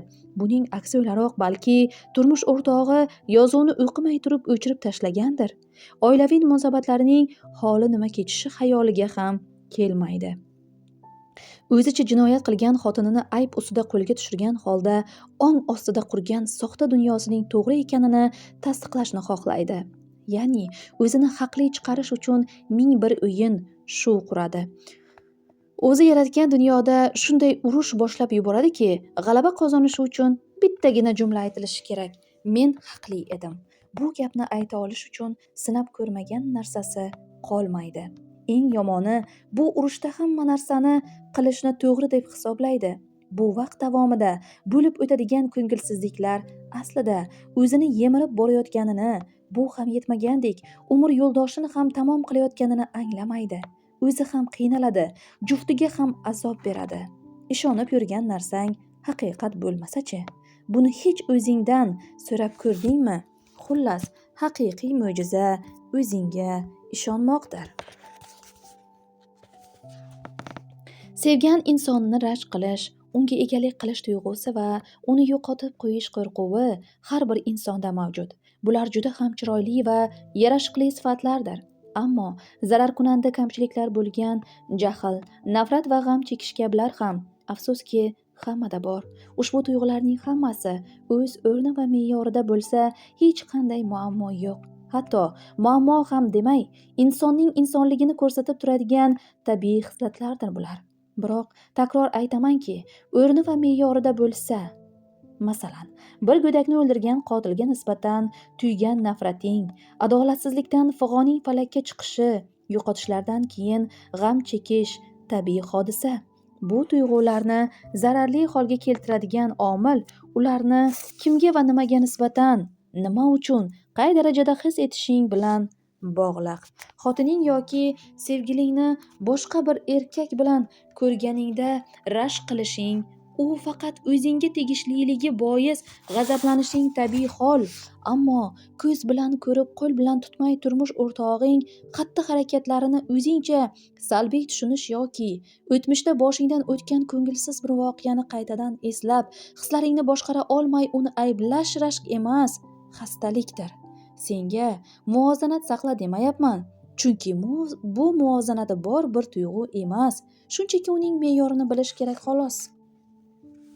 Misol uchun, ovqat pishiryapsan deylik. Ovqat tayyor bo'lgandan so'ng tagini o'chirmasang, nima bo'ladi? Butun taom kuyib ketadi, yeb bo'lmaydigan holga keladi. Oqibatda barcha mehnating zoyi ketadi. O'z o'rni va me'yorida qilinadigan rashkka ega bo'lish uchun bajarishing kerak bo'lgan ish sirli bir nafrat tuyg'usi o'rniga sevgini birinchi o'ringa chiqarishdir. Aslida rashk shunday go'zal tuyg'uki, ham rashk qilgan kishiga sevgi muhabbatni eslatadi, ham qizg'anilgan insonga oidlik tuyg'usini yodga soladi. Bunda na turmush o'rtog'ing sendan shikoyat qiladi va na g'amdan libos kiyishga majbur bo'lasan. Shuni unutmaki do'stim, qarshingdagi insonga hurmat tuymasang, hurmat ham ko'rmaysan. Xo'sh, kasallikka o'xshash rashk nima o'zi? Bunda tuyg'ularing va aqling urushib qoladi. Muvozanat deganlaridan asar ham qolmaydi. Hirsing va menliging shunday darajaga chiqadiki, aqlingni qo'lga olib, ong ostingda mudom xiyonatga uchrash qo'rquvini urchitib, hatto o'zingni bunga loyiq his ettirish holigacha olib boradi. Bunday vaziyatda avvalo bolalik xotiralaring qatlariga tushib, ko'rilgan ozorlarni, keyin esa ota-ona munosabatlariga o'tib, turli ko'ngilsizliklarni, oilaga xiyonat qilish yoki ota-ona orasida yetarsiz bo'lgan mehr-muruvvat rishtasini topadilar. Kishi bu muammolar bilan yuzlashib, ularning ildizini tushunib yetmas ekan, boshqa inson bilan hayot boshlasa-da, oqibat bir xil bo'laveradi. Ayriliq eshikni qachon bo'lmasin taqillatadi. Agar mana shunday kasallik bilan yashashda davom etsang, o'zaro munosabatlarda yoki do'stlikda noto'g'ri tanlovlar qilishing aniq. Chunki o'zingga yo'ldosh qidirish o'rniga dushman izlayotgan bo'lasan. Oqibatda ishonchsiz, adashgan, xiyonatkor, mas'uliyatsiz, pismiq xotinlar yoki erkaklarni tanlaysan. Mana shunday sifatlarga ega kishini taslim qilsang, o'tmishda boshingdan o'tgan bir qancha muammoni yengib o'tishingni va g'alaba qozonishingni xayol etasan. Chunki ong ostingdagi dushmaning yoki tashlab ketgan sobiq sevgiling yoxud seni yarim yo'lda tark etgan do'sting ham mana shu darajaga yaqin bo'ladi. Yoqtirgan odamning senga mosmi, yo'qmi, yo'lingda yo'ldosh bo'lishi kerak bo'lgan kishi seni yarim yo'lda tashlab ketdimi, yo'qmi, uning suhbatidan qandaydir foyda olyapsanmi yoki gapi yoqyaptimi, yo'qmi, bularni o'ylamay turib qidirishga tushsang, qayerda seni umidsiz va baxtsiz qiladigan biror kimsa bo'lsa, uni albatta topib, u bilan aloqa qilishning yomon joyini ko'rolmaysan. Hatto boshida unga yaqinlashish uchun shunday o'yinlar ko'rsatasanki, qarshingdagi insonga fidokorlik ustiga fidokorlik qilaverasan. Uni o'zingga bog'laysan. Ammo dushmaningni aldagandek, uni aldaganingda haqiqiy basharang ayon bo'ladi. Ichingdagi haligi jim bo'lishni bilmaydigan ovozni yenga olmasang, dushmanni tiz cho'ktirish uchun qilmagan razilliging qolmaydi. Fikringga qo'shilaman. Ishonch har bir munosabatda yoki do'stlikda eng muhim omildir va bu hamma uchun bir xil amal qiladi. Faqatgina sen va menga xos hodisa emas, balki butun insoniyatga oiddir. Ammo mening asosiy vazifam qarshimdagi insonga ishonish degan gapni takrorlab turadigan bo'lsang, o'zingga ham ishonmaysan demakdir. Haddan oshib ketgan rashk xastaliklarning eng yomonidir. Hazrati Ali Chunki hamma ishonch qidiradi. Faqatgina yaqinidan emas, boshlig'idan tortib qo'shnisiyu savdo markazi joylashgan bino quruqchisigacha bo'lgan hammaga nisbatan ishonch tuyishni xohlaydi. Xo'sh, men noto'g'ri aytyapmanmi? Ishonchsiz hayotni tasavvur qilish ham mumkin emas. Ha, normal insonlar ishonishni istaydilar, ammo komplo nazariyasini ishlab chiqib, o'ylab topgan gaplariga o'zlarini ham ishontirib, hayotlarini zaharlamaydilar. Na o'zlarining va na boshliqlarining hayotini. O'zingga ishonmaganing uchun yetarlicha go'zal yoki kelishgan, uddaburon yoxud kuchli, ishonchli yoki sodiq emasman deb o'ylaysan. Hatto do'stim, qarshingdagi insonning, ya'ni o'rtog'ingning yoki umr yo'ldoshingning ushbu tushunchalar domiga tushganini, seni mensimayotganini, qadringga yetmaganini xayol qilasan. O'ylash bilan ham cheklanmay, o'zingni bunga ishontirasan. Hamma yomon o'ylarni chetga sur. Hech narsa uchun kech bo'lgani yo'q. Boshingga tushgan muammolarni o'ylash o'rniga ulardan oldinroqni ko'ra olish lozim. Agar haddan ortiq rashk qilish balosiga mubtalo bo'lgan bo'lsang, shubhasiz sen uchun normal tuyulgan ko'p narsalar aslida normal sanalmaydi. Bilasanmi? Bunday holda fikrlashing me'yorda emasligiga ishonishing kerak.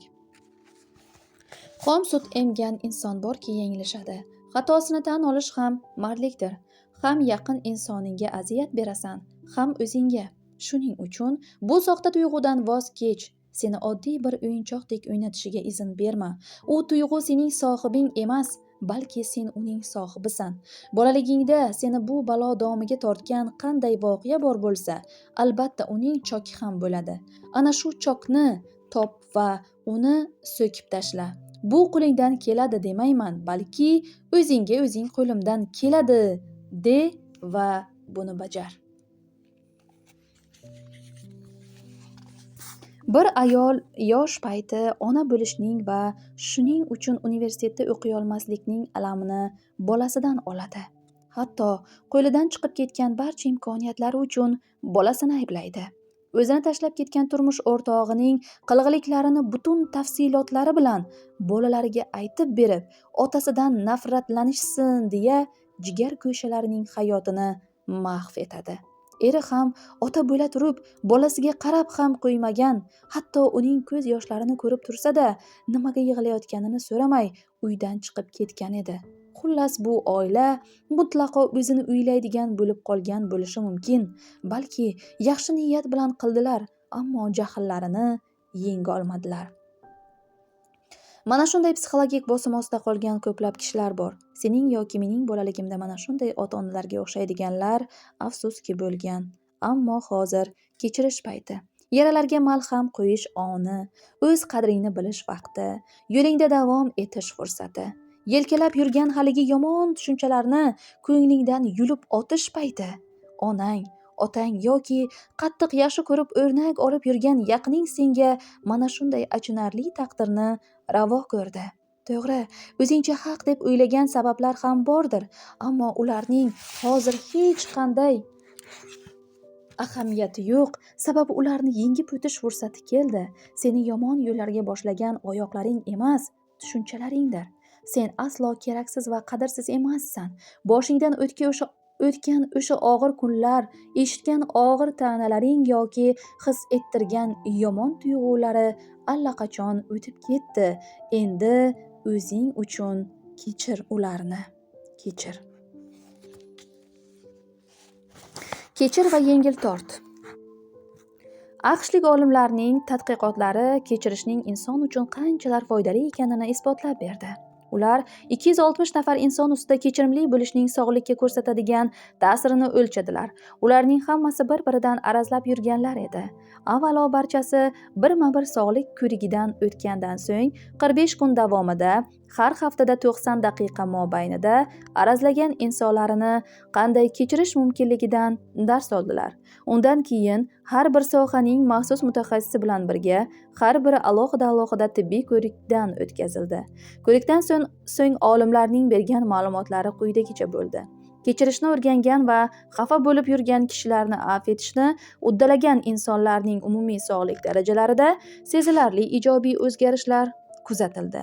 Ularning tomir urishlari me'yorlashdi, qon bosimlari ham normallashdi. Bo'yin va orqa qismlaridagi qon tiqilmalari kamaydi. Ayniqsa, barcha stress simptomlari yo'qoldi.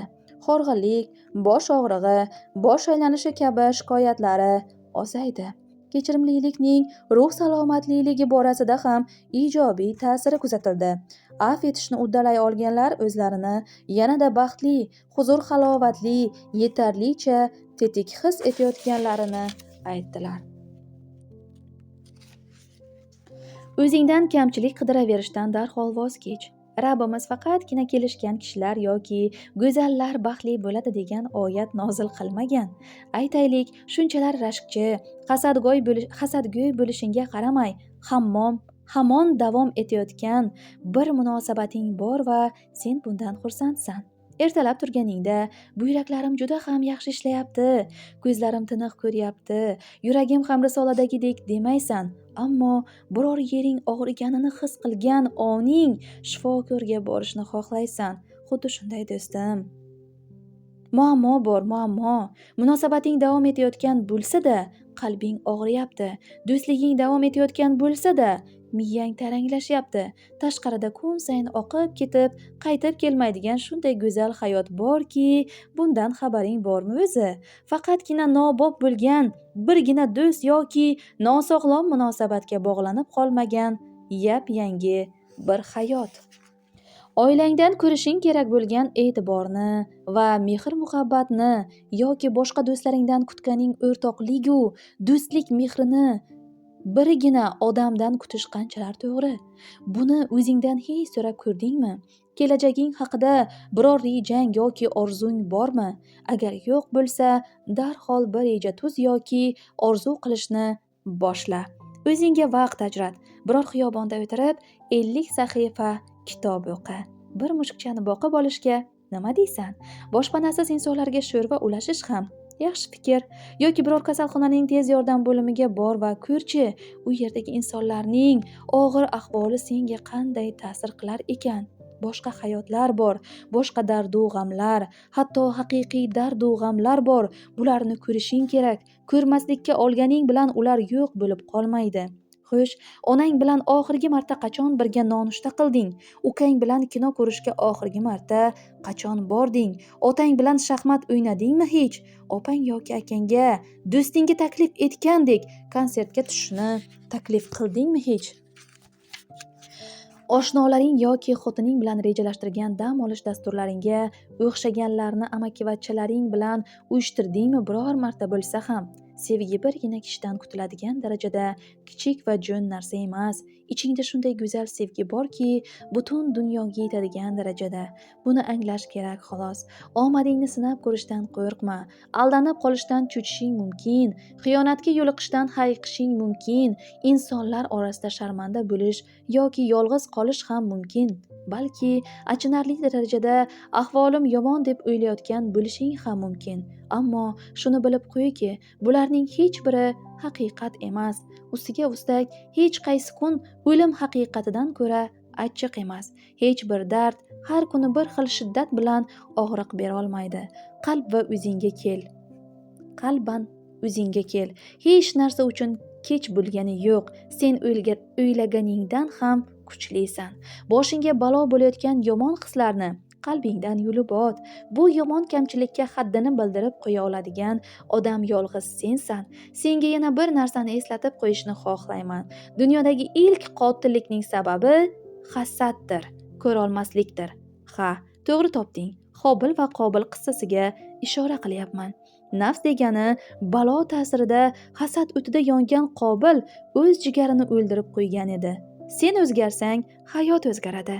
Hatto butun dunyo o'zgarib, go'zallashib ketadi. Hasad u ko'rolmaslik haqida. Hasad bir burganing matoni yeyishi kabi bo'lib, insonni yeb bitiradi. Krisostom.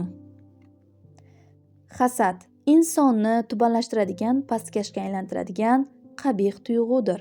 Lev Nikolayevich Tolstoy. Hasad ojizlikning isyonidir. Hazrat Ali.